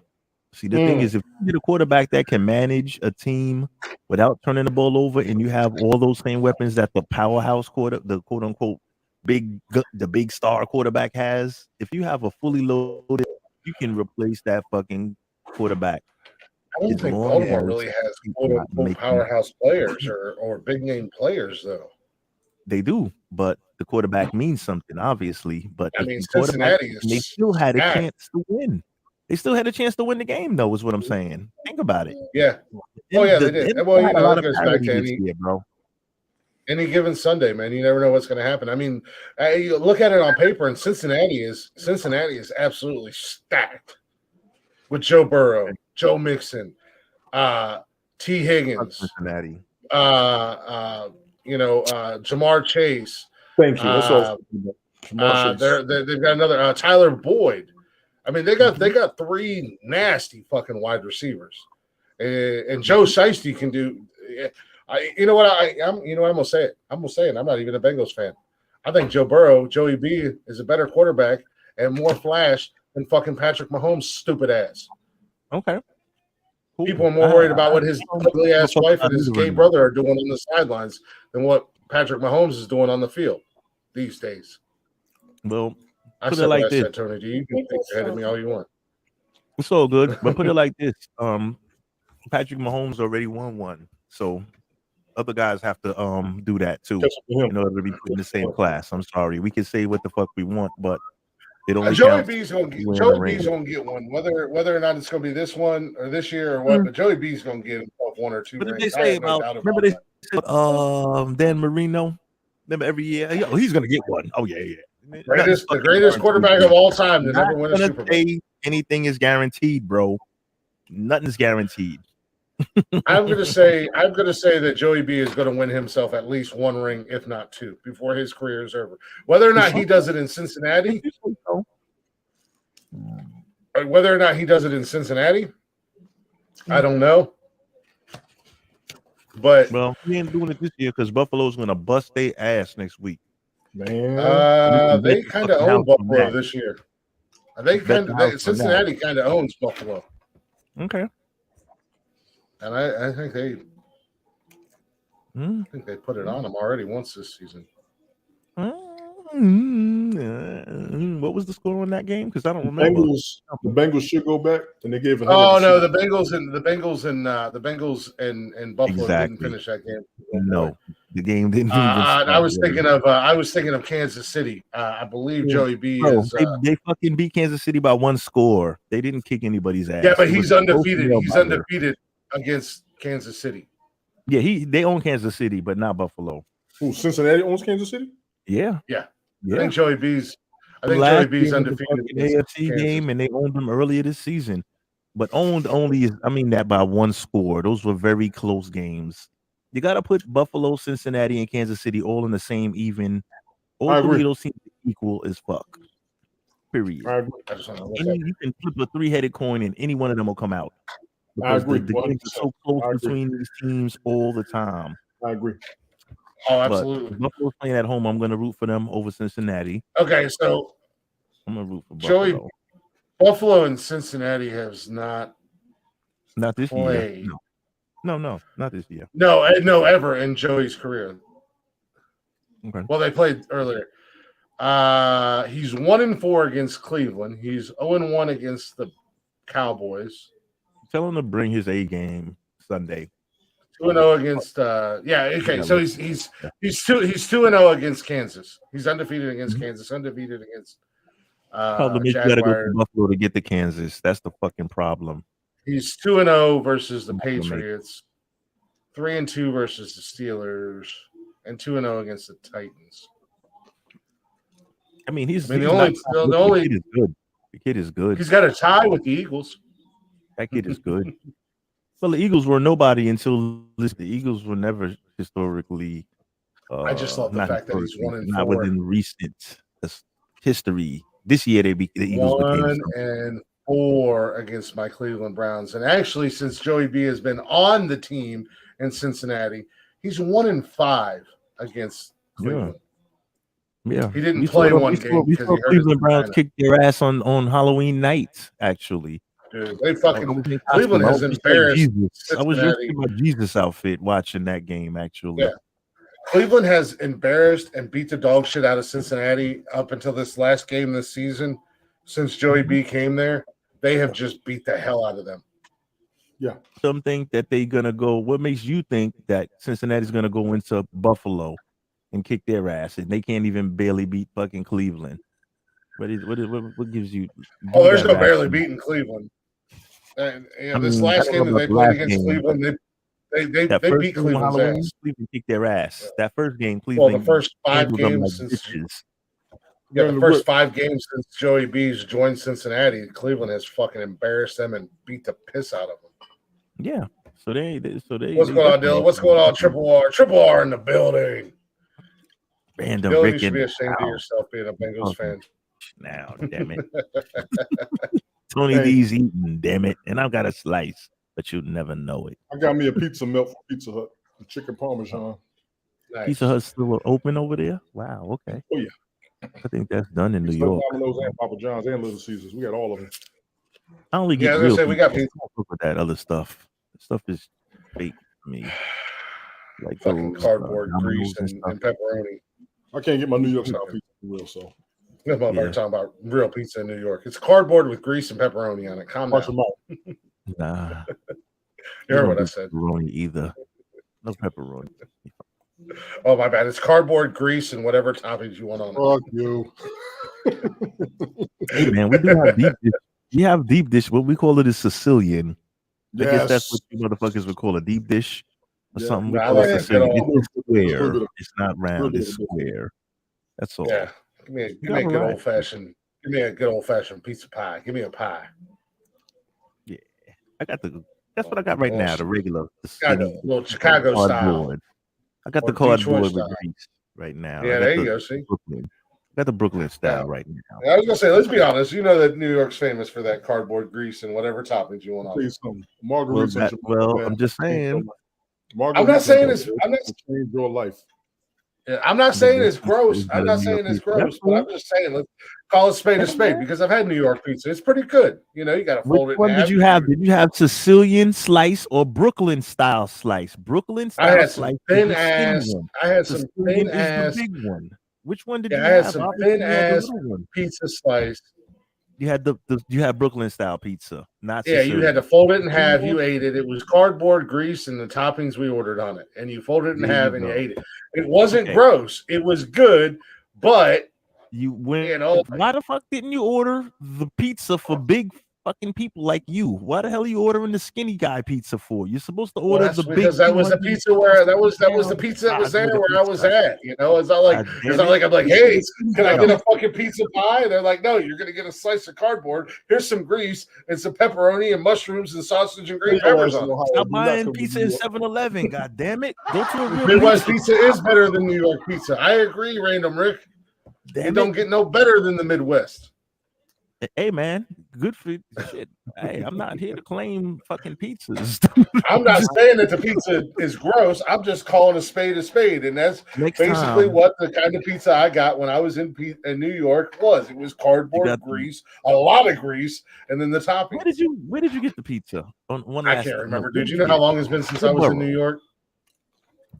If you were under Yeah. 15, it doesn't count. If you were grown or under 18, I mean, it doesn't count. No, If you were I was, grown up, I think I was 18, 19, you just, maybe about 20. okay. You all right? You were a grown ass man at that point. Okay. Dial-in says Chicago pizza is where it's at. Okay, that's where Okay, all the man, get you a violence is pie, at, man. too. Get you a pie. That some bitch is about fucking 14 inches thick. Look, next time you come to New York, we're gonna be chilling together, and I'm gonna introduce you to what we have called the Sicilian slice. It's the I'm New down, York man. fucking deep dish Chicago shit pizza that you guys like. All right. You know, like the big Nah, man, 3-inch that fucking Chicago pizza. deep dish, man, it's not a pizza. It's a fucking pie because it's some That's bitches what I'm trying to tell is you. like But we don't want it's all that. fucking yeah. That's No. but see, hey, We don't want all that. like you said, I I'm want a any fat guy. Yeah, Yeah, so like you should Random Rick said, you can tell the fat people. I want a pizza, man. You gotta fill me up. I'm gonna bring you to I don't want to eat 75 slices. I want to eat one big ass fucking. I need knife and fork to eat this bitch. Yeah, it's like a deep dish pizza, but it's square. Like I say, we call it the Yeah. Sicilian. Okay. Sicilians are they excellent. If you make it just right, I'm down, dude. That's one of my favorite things to do. Sicilian. That's one of my favorite things to do. Being, I guess you can call me a fat guy. I'm not really a foodie or anything like that. But when I go someplace new, I want to go and eat what they're known for. You know what I mean? Mm-hmm. So I mean, like I wasn't a big seafood guy until I moved to Charleston. I moved to Charleston, and I fucking love seafood. But I ain't going to Red Lobster to get seafood because my ass is too spoiled and bougie. Apparently, I want fresh ass fucking seafood. Yeah. Red Lobster. Fucking take me to Red Lobster. Got me fucked up. You realize I lived on the coast for 10 goddamn years, and when I ate a fucking tuna, they caught it that morning. They probably caught it right before they put it on my plate. It was probably raw. Salt water in that motherfucker. Yeah, right. Yeah, they didn't have to add salt. You just took it right out the water and ate it. Yeah. If I was eating something that came out of the ocean, it came out of the ocean that fucking morning. You know, and I'm eating it at 5 o'clock. Yeah. You right though. She was still wet. Sam's cousin came to South. There's a couple authentic Mexican restaurants. Out there, motherfucker. They're gonna catch your food as soon as you order it. Hey, there was a couple restaurants that were literally on the water, and every morning, and they were customers of mine. And every morning, they had boats right outside, and every morning the guys went out on the boat, and whatever they caught is what went on the menu that day. Catch it of day. That's what they call it. Catch it of day. The menu, the entire menu changed every fucking day. There was one. I don't eat oysters. I think I can't get past the. Yeah, I hate that name. I can't get past the consistency. I can't do it. You know what I mean? But they had a fucking quote unquote oyster farm right around the fucking pier off the back of their restaurant. It was on one of the little islands.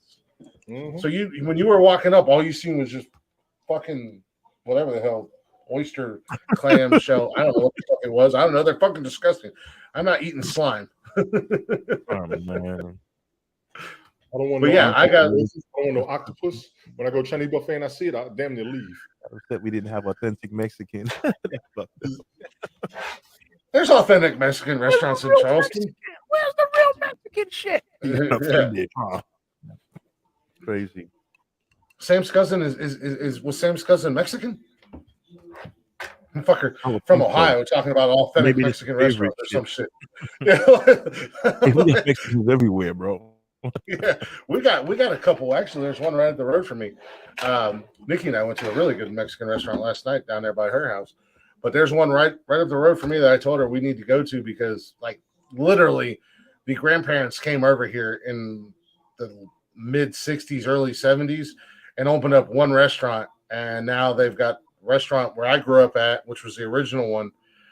There's one or two here in town, and then there's one in a couple other places. And it don't get no more authentic than that. Mm-hmm. You know, outside of being in Mexico. Shit, Jeff is a fucking Mexican. Basically, at this point. To the Mexicans. Jeff, you're a Mexican, goddammit. Yeah. Jeff, speak on this. He gets mad at me because I tell him. Yeah, right. Jeff gets mad at me because I tell him Taco Bell's authentic Mexican food. Oh, hell no, it ain't. No. I know it's not, but it's fun to tell Jeff it is. Cancun taco. Yeah. Although I used to work years ago, I used to work security at an apartment complex. And the front half of the apartment complex we called Little Mexico. Because that was all that lived there. And it was basically two Mexican families that had like 27 buildings that they all lived in. And when we came in for our shift, they brought us lunch, and we worked 2 to 11. So when we got in for our shift, they brought us lunch, me and my little Puerto Rican partner. They brought us lunch, and then before, then when it was dinner time, they brought us dinner every night. Oh, shit. And boy, and they didn't play. It wasn't like, oh, here's 1 or 2 tacos. No, you brought enough food to feed 7 or 8 goddamn people, and it was just me, my big ass, and his little tiny Puerto Rican ass that was all of 5 foot nothing and so like 115 pounds, soaking wet. But I ate all that shit, man. Shit. You remember? Look, Tony. I love alcohol. Go ahead. No, go ahead. Go ahead. I love food and alcohol. And if you put either one in front of me, I'm eating it or I'm drinking it. I don't believe in wasting food. Tony D, remember the cartoon, right? From back in the days. There was a big dog. This is the explanation of what I'm thinking as Glick is telling me the story. The big dog and a little dog. They put the little dog in the baby thing, and they ring the bell. Bing, bing. Oh, it's the baby dog. It's a cute little puppy. Right? So they'll bring the dog inside, right? And then the dog will steal the food and give it to the dog, right? They'll rob the house of the food, basically. So he'll and then every time the little dog robs the food from the house and jumps out the window, he says, "Did you bring the gravy? Oh, I forgot the gravy." He slaps him. Every time I'm trying to they remember rob what a the hell house, it is. I think I do. right? I think I do. Every time they rob the house, he'll steal the food and they'll be like, "Did you bring the gravy?" Nope. And he'll slap the little dog. Pat, pat. I But it was almost said it was leaving one David home and Goliath. invasion one time, and he got hit by a car. Bam! Oh, he was in the hospital in a whole body cast, slinged up. I almost said The it was little Goliath. dog he put a funnel in his mouth and said, "This time I didn't forget the gravy." He started pouring the big ass gravy in his mouth. He was It's a like, gravy train commercial, wasn't it?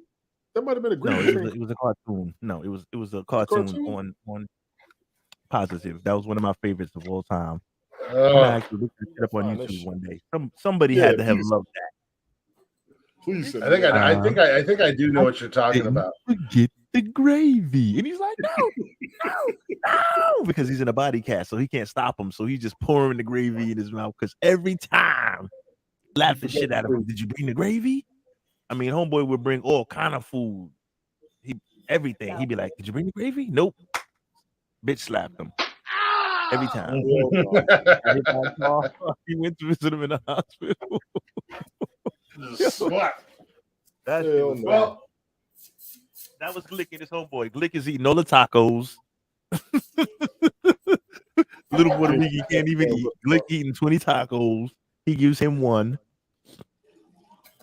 And when Glick gets hit by the car, he's gonna, "This time I didn't forget the salsa." Or whatever the fuck you put on the taco. You know what I'm saying? That's crazy. That was definitely a classic. Hold on, let me see if this is on YouTube. This is a classic. I let him eat. Damn it, I let him eat too. But here's the comparison between the two of us. So we had what we called Little Mexico up front in the middle of the apartment complex. Mm-hmm. In the middle of the apartment complex, we called it Little Somalia, and then in the back was where all the trash was. And it was just like white, black, purple, green, polka dotted. That's just where all the trash collected was back there. But when we would be up in the middle of the complex, like we would play basketball and stuff with the Somalian kids, and they used to call us Shrek and Donkey because of our size comparison.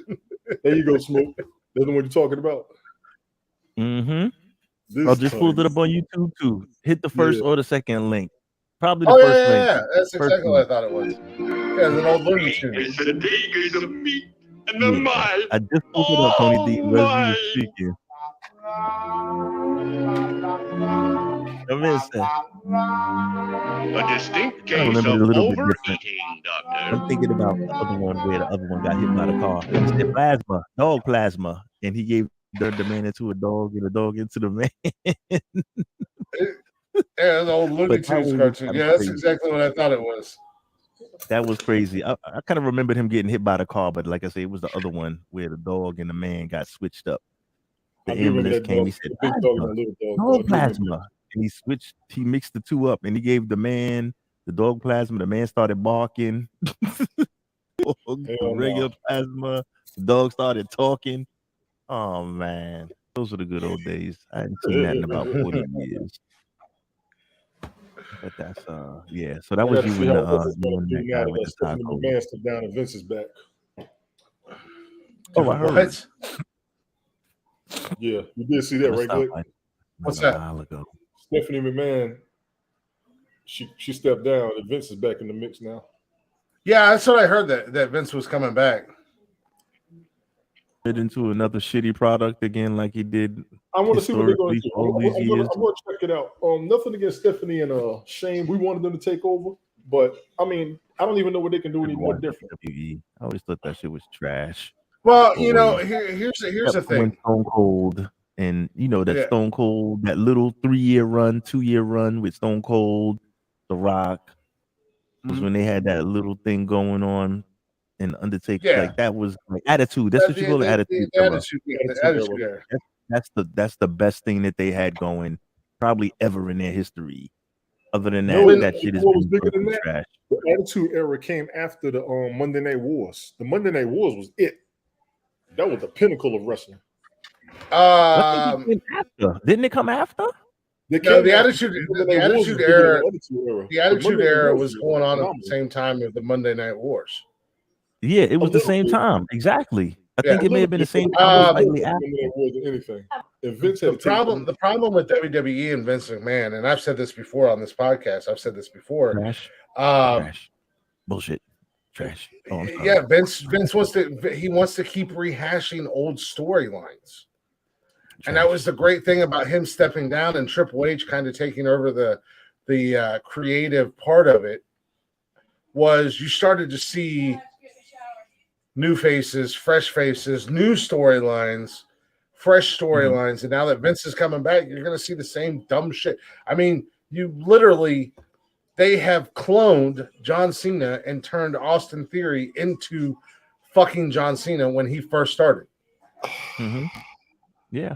I mean, as Austin Theory is a goddamn John Cena clone. When he first came out. The past year, I've been kind of out of the loop. I said I'm going to get back in. I kind of watch a little bit here and there.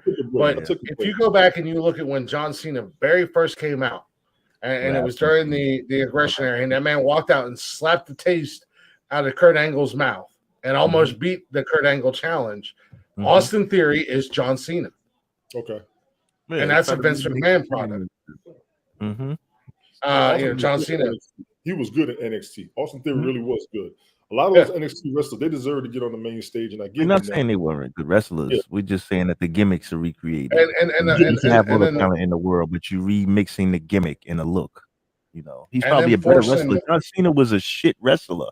He was clumsy. He was mechanically trash. He was not smooth with his wrestling, but he was popular. The old guys. He was popular, but he was great wrestler than John Cena ever could have ever dreamed of being.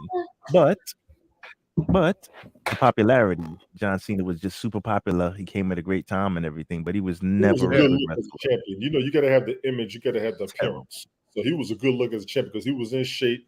He had the jean shorts. Everybody missed a lot of old heads. About being popular. Yeah, it was. That's what it was. I do like Drew McIntyre. He's terrible. This guy. Roman Reigns did his time, in my opinion. He has They have tried to force Roman Reigns down the throat of the WWE fan base since they split up the Shield. Roman Reigns is terrible on the mic. He's not charismatic at all. He has no energy in the ring. He's Brock Lesnar in the ring. Yeah, he's like a robot. Brock Lesnar has 3 moves, maybe 4 moves, and refuses to sell anybody. I'll give Roman Reigns the fact that he'll at least sell a match and try to put somebody over a little bit. But when it comes down to it, at the end of the day, he has 3 moves, and then he has they force the bloodline down our throats, and he has to rely on them at the end of the day. There's no rhyme and reason that he should have had the titles for as long as he has, other than the fact that the WWE machine is still trying to force a product that's not there in Roman Reigns. He never has. Roman Reigns had moves when he solo. He had great moves, and he was big, and he could move at his size. Drew McIntyre was the same way. Braun Strowman had 3 moves. Braun Strowman was huge. He wasn't much marketable. He was just a big, tough guy. Yeah, but Braun Strowman was at least. They were trying to make a bunch of Goldbergs. That's what I think they were doing. Yeah, Braun Strowman was at least mildly entertaining. And when they right now they've got this whole gimmick with him and Ricochet. And Braun Strowman is fun to watch. I like Ricochet. I like Ricochet too. Braun Strowman is fun to watch. He's not a big dumb animal like they portrayed Brock to be, or Goldberg.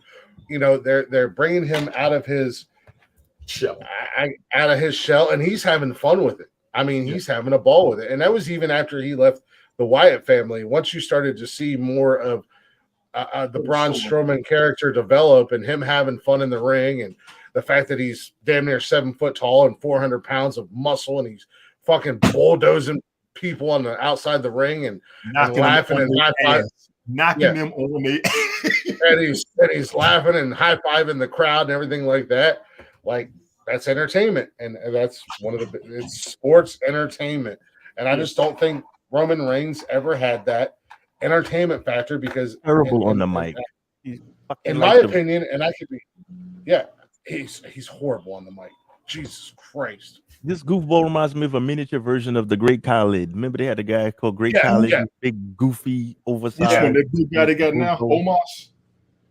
No. Well, Omos is a great. No, I'm talking about Roman Reigns is a miniature version of the Great Khali. That garbage shit is just trash, man. It's like it's just not a good product. The product that we grew up on and the product we see, it's definitely different because now you have lighter weight wrestlers and then you have some of the big heavy acrobatics and all this other shit. But it's just it's I don't know. It doesn't work for me. I think for me with wrestling, I never really watched wrestling for the actual wrestling aspect of it. I enjoyed the storylines. Gotcha. You know, back in the day when you had DX going after whoever they were fucking with at the time, whether it be Nation of Domination or Vince McMahon or whatever. That was fun to watch. The build up to the matches and the storyline was always fun to watch.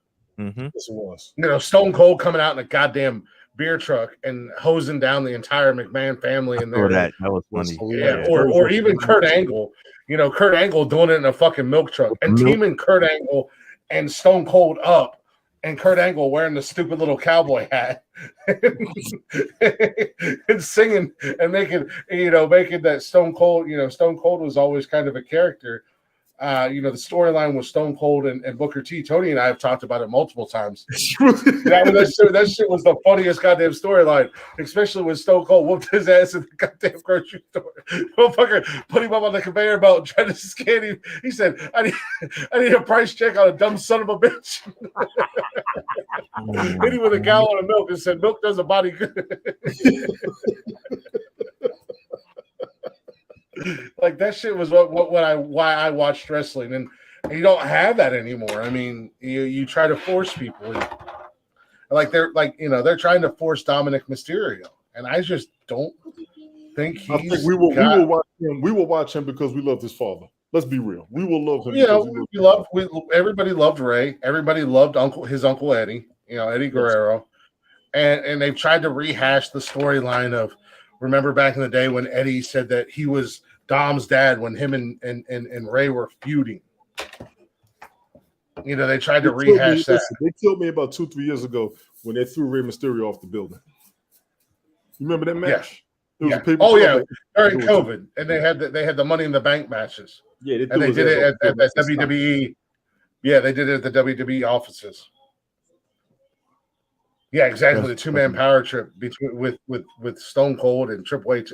The storylines back in the day were awesome. But Vince got old and Vince tries to rehash and recreate things. And that's what I liked about Triple H taking over the creative, because you started to see new things and a little bit more creativity and wrestlers that you wouldn't expect, because Vince has always been big on the big guys like Brock Lesnar and Braun Strowman and stuff like that. And you're seeing guys like Ricochet or Apollo Creed or Apollo Crews or whatever, the New Day and guys like that are more charismatic. You start to see them get pushes, and the guys who are just fucking boring as hell, the bloodline, the entire fucking bloodline, it's just fucking boring. And when they're getting pushes, that's all Vince. I want the entertainment factor, because at halftime I don't pay attention to the matches. I'm only watching what's going on the mic. Watch the match and the storyline. The storylines can't get no more than what they've been doing. I mean, they done damn near killed people, shot people, blew up their cars, blew up their RVs, ran them over, put them in ambulances, coffins, buried them. I'm like, okay, now what? But I mean, at the same time, the adding Sami Zayn to the bloodline. I mean, where the fuck does Sami Zayn fit into the bloodline? That's a Triple H move right there. Whatever happened to Dolph Ziggler? I like Dolph Ziggler as one of the new he's starting to come back around.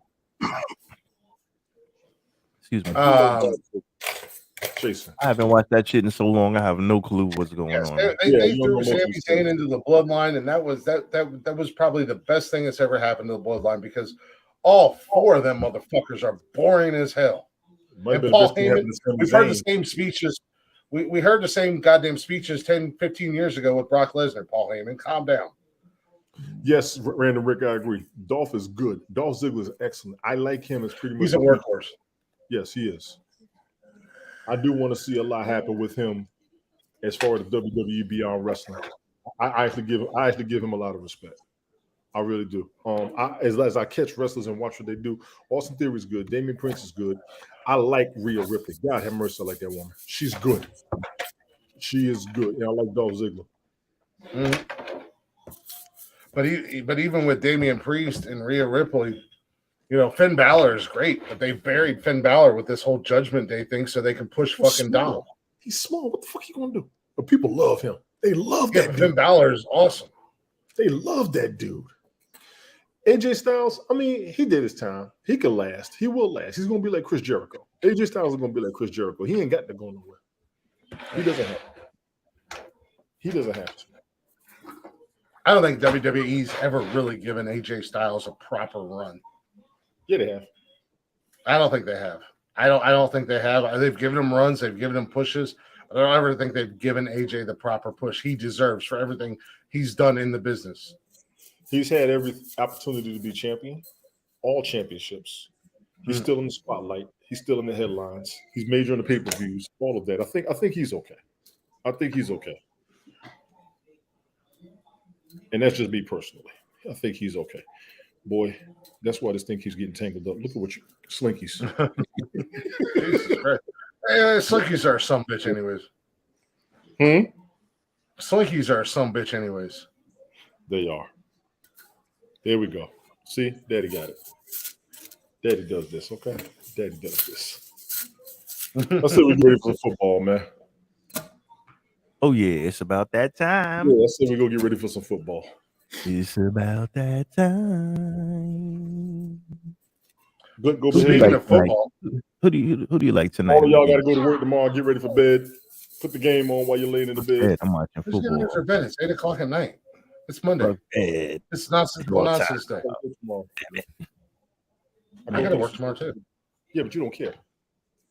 Why don't I care? I got to get my kids to school. I got to go to work. You got more beer, don't you? No, I don't.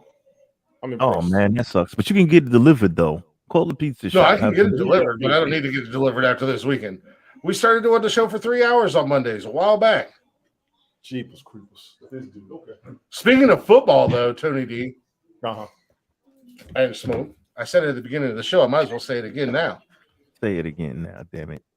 Part 2 of former Minnesota Vikings punter Chris Cluey is happening this Wednesday night. I remember. There you go. Yeah, we had a great time, and I said it at the beginning of the show. I was trying to kill time. Wait on Tony to get here since he likes to show up late. We had a great time with Chris last Wednesday night. He had fun hanging out with us. Before I could even get it out, he said he wanted to come back as he was saying his goodbyes and getting ready to leave. So we said definitely on the show. I reached out to him after the show and talked to him a little bit last week. And we got him locked in for this Wednesday for part 2 with Chris coming back. I had a lot of fun. And we're gonna get away from his football career this time because there's more to the guy. The guy's a writer. The guy's a musician. Yes. The guy is a gamer. I'm a gamer. I've been a gamer my whole life. I still game to this day. I might try to get a little Call of Duty in tonight before I go to bed after the show. Fuck that. That's the ball. So you can turn that shit on anytime. That's what I said. It's the playoffs, bro. It's Tampa and Dallas. But still playoff football. We're talking about a video game and shit. I got a vested interest in this game. I've not given a damn about a few games, but I'm actually excited about these teams with all the coverage that we did this season. I'm watching how it play out. This is gonna be out here, bro. You're gonna watch Brady's last game, possibly. This possibly his last game ever. I don't think it is. I mean, I don't know. Why not? Possibly. I mean, I think they're gonna be down for some strange reason. I think they're gonna. Yeah, but looking like you on the 10 Commandments. Look at this shit.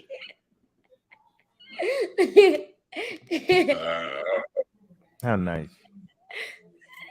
It's better than you pretending to be It's better than you pretending to be a champ putting a belt on your shoulder when you know the only true champ is me. I am. Oh shit! I'm the broadcast monster. All right. Here we go with this champ business. Just because you're on Here 4,000 we go. platforms does not make you a broadcast monster. It means you have a problem. I don't have a problem. But nobody can find you because you're on 4,000 platforms with 9,000 different names. They can find me. They can find me. I'm up here every day. They can find me every day. And I have fun doing it. I don't do this for the money. I do this for the fun. I want the money to come in as well, but I want to make sure I enjoy myself more than anything. Big ups to the people on TikTok that jumped on when I came on the other day. That was a fun conversation. Big ups to the people on Instagram that came on that day. That was a fun conversation. Yeah. I feel like Will Smith in that damn Gene. What movie was that? Aladdin? Yeah, Aladdin. I was just going to say, looking like Aladdin.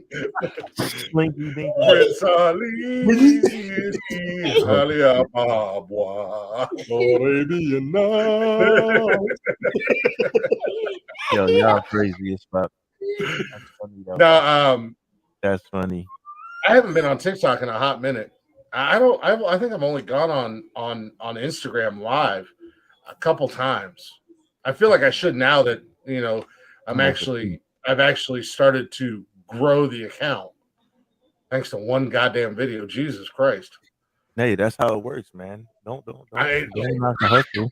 Oh, I'm not knocking it. It really just blew my mind because this damn thing's over 600,000 views, and people are still creating reels with the sound. It's not even my sound, but they're creating reels with it. They are still liking and following us and commenting and everything else. So I mean, yeah, 610,000 views. Oh, we'll see insights on this fucking thing.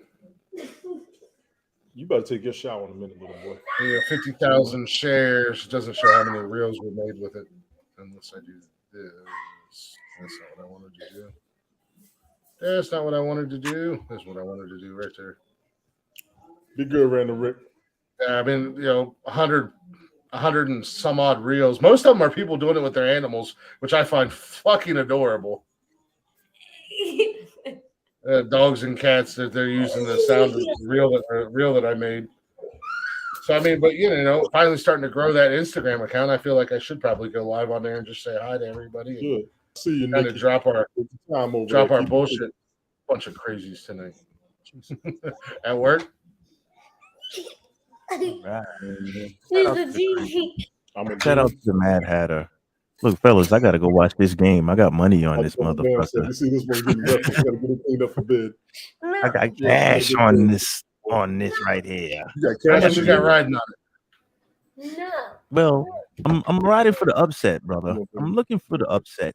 The dollar amount. Who's the upset? It's never about the amount. It's all about the I don't know principle. who the upset is. I always love underdogs.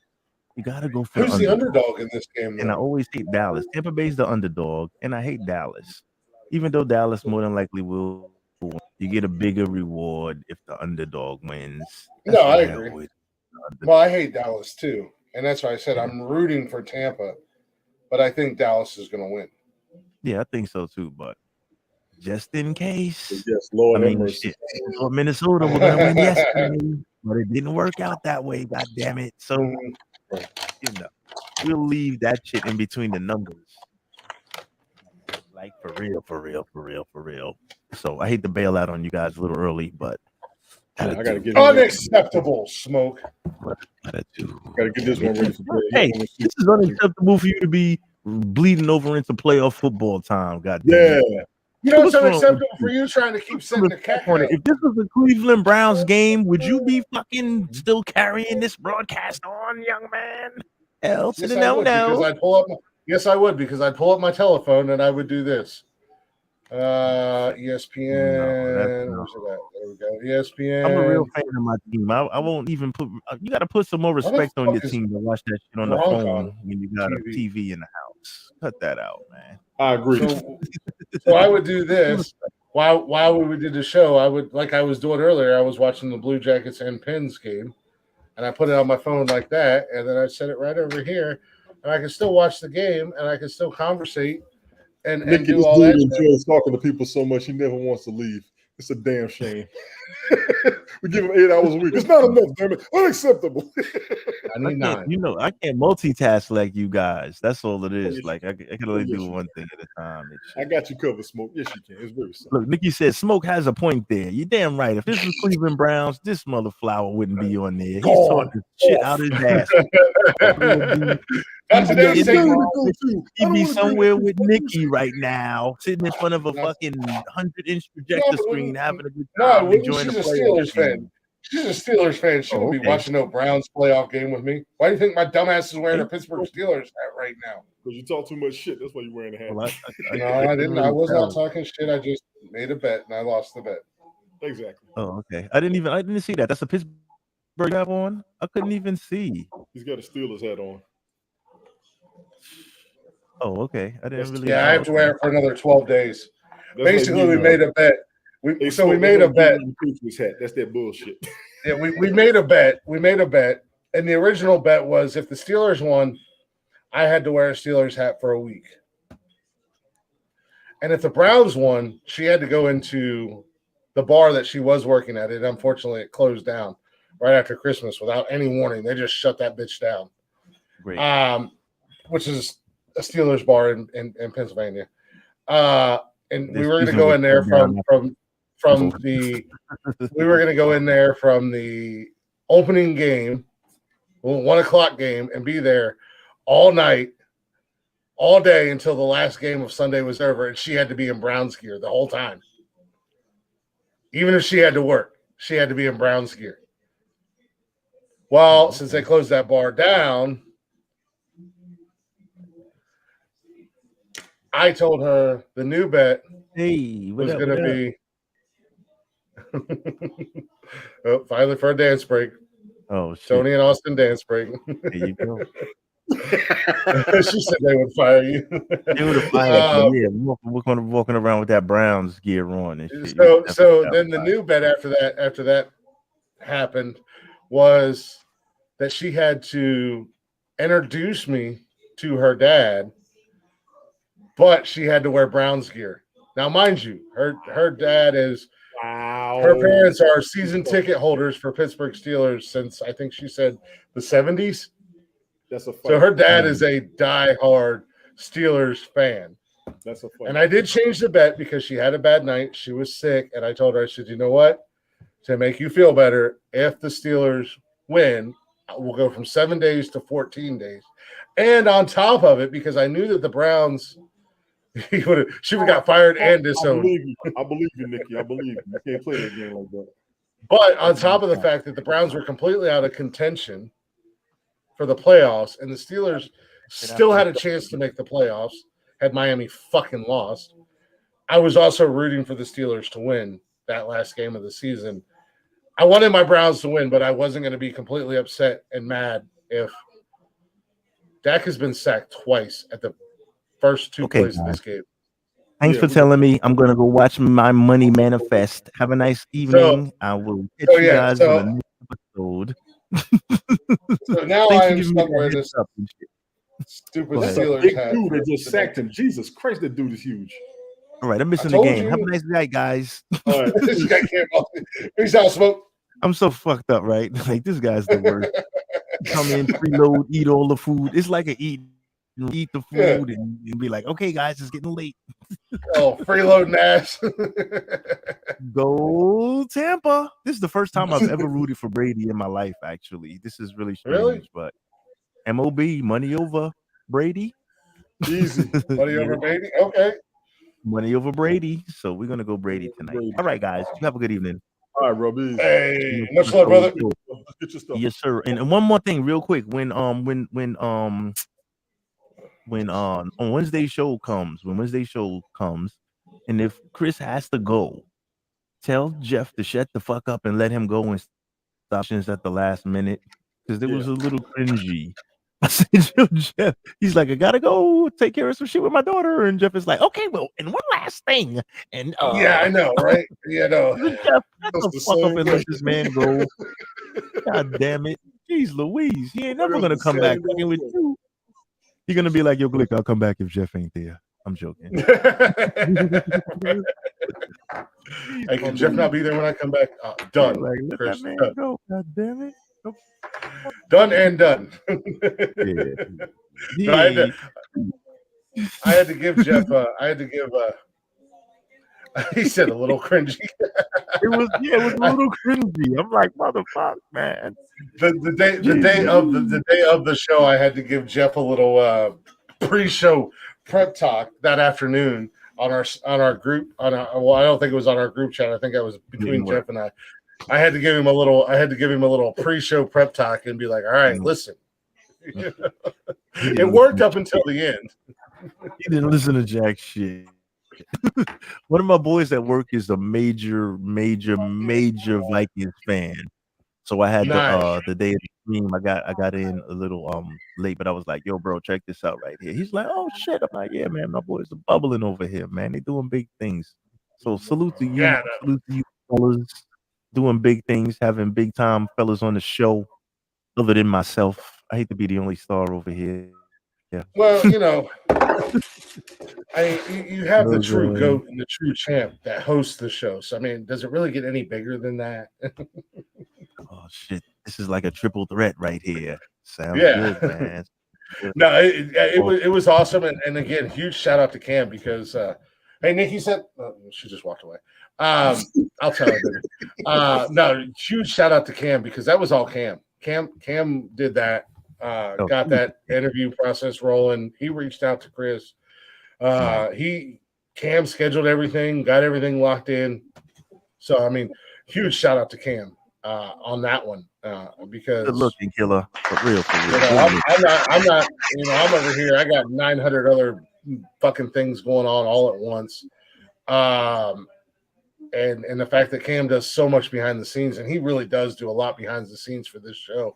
But that was huge. I mean, that was by far the biggest guest we've ever had. And the fact that, he enjoyed being on here and having fun and hanging out with us, to the fact that, I couldn't even get it out fast enough that he said it before I could, that he wanted to come back. And the fact that he was like, I'm free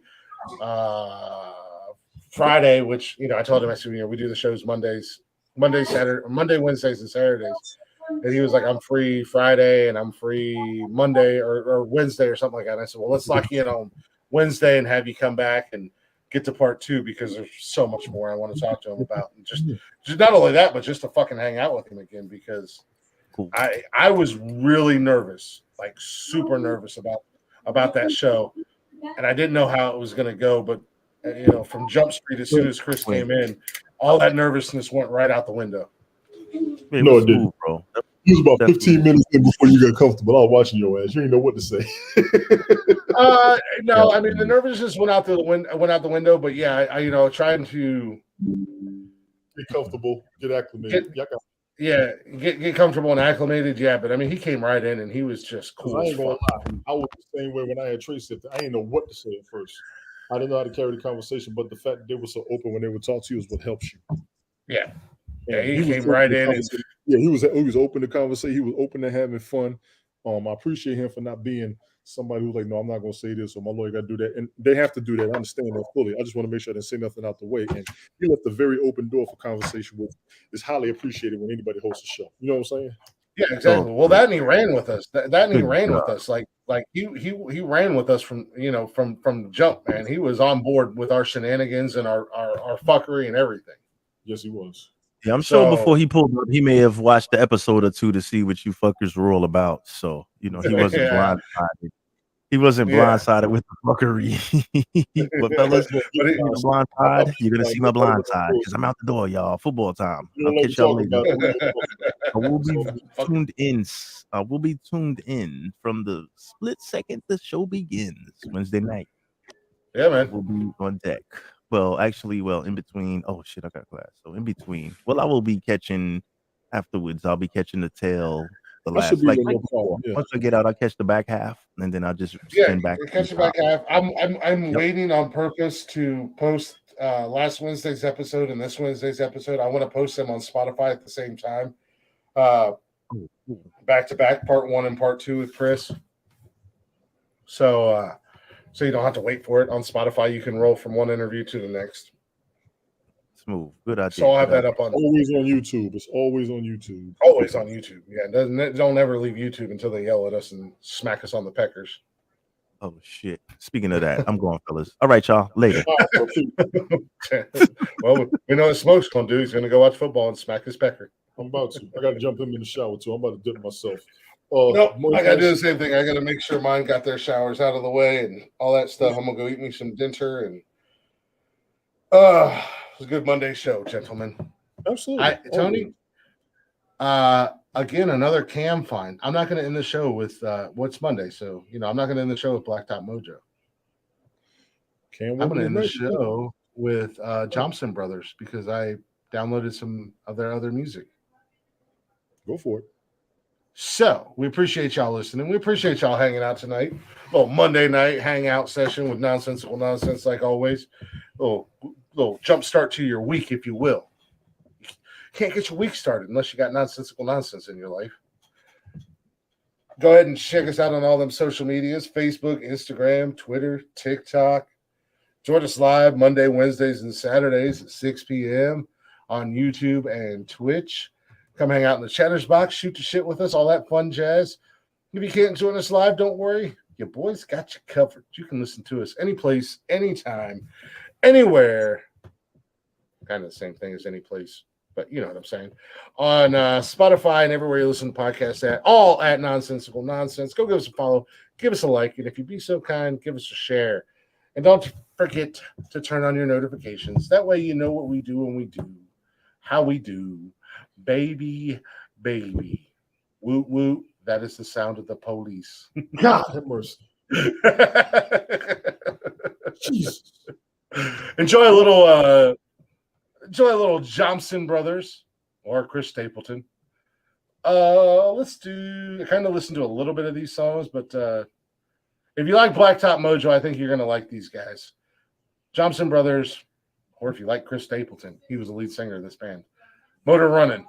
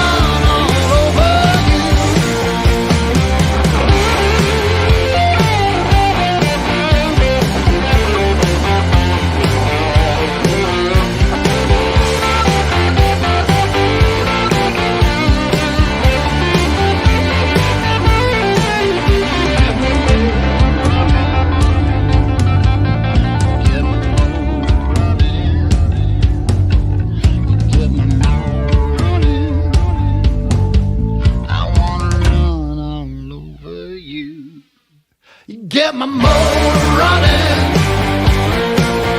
Get my motor running. Get my motor running. I wanna run all over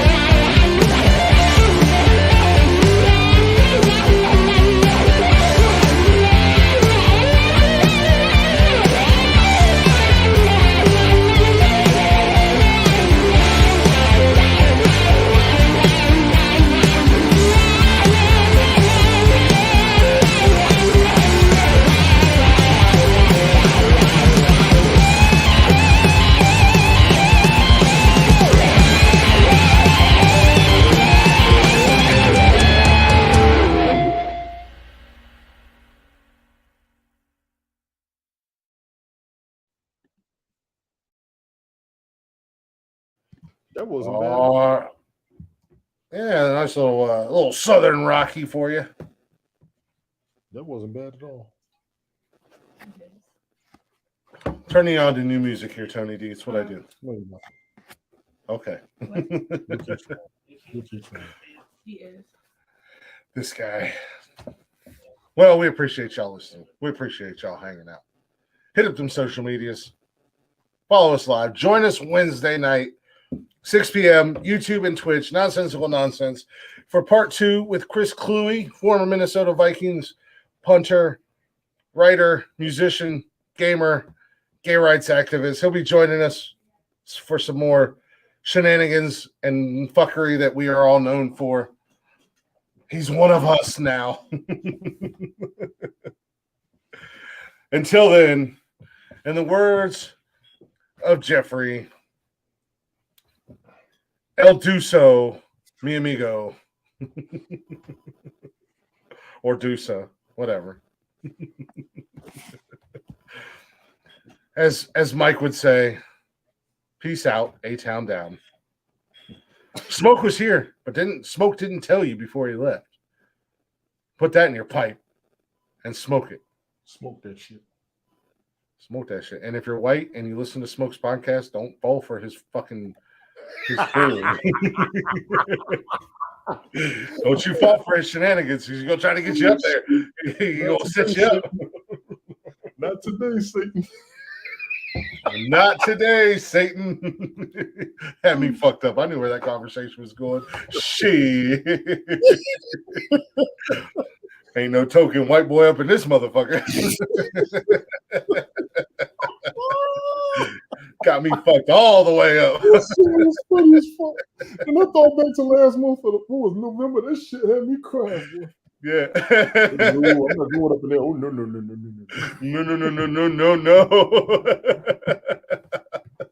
Look, I'm dumb, but I know my place from time to time. Man, that shit was hilarious. I have no business taking part of that conversation at all. Mm-hmm. But Tony D, let them know one time. What do you want to tell the peoples? It's Monday Night Football. It's playoffs. This is one of the most premier games in the world in the NFL. I'm not lying to y'all. Y'all might want to tune in while you're going to bed tonight. Other than that, mother had your mother major motherfuck you. Get at it. And with that being said, be good or be good at it. Goodbye, motherfuckers. Hit the button. Hit the button.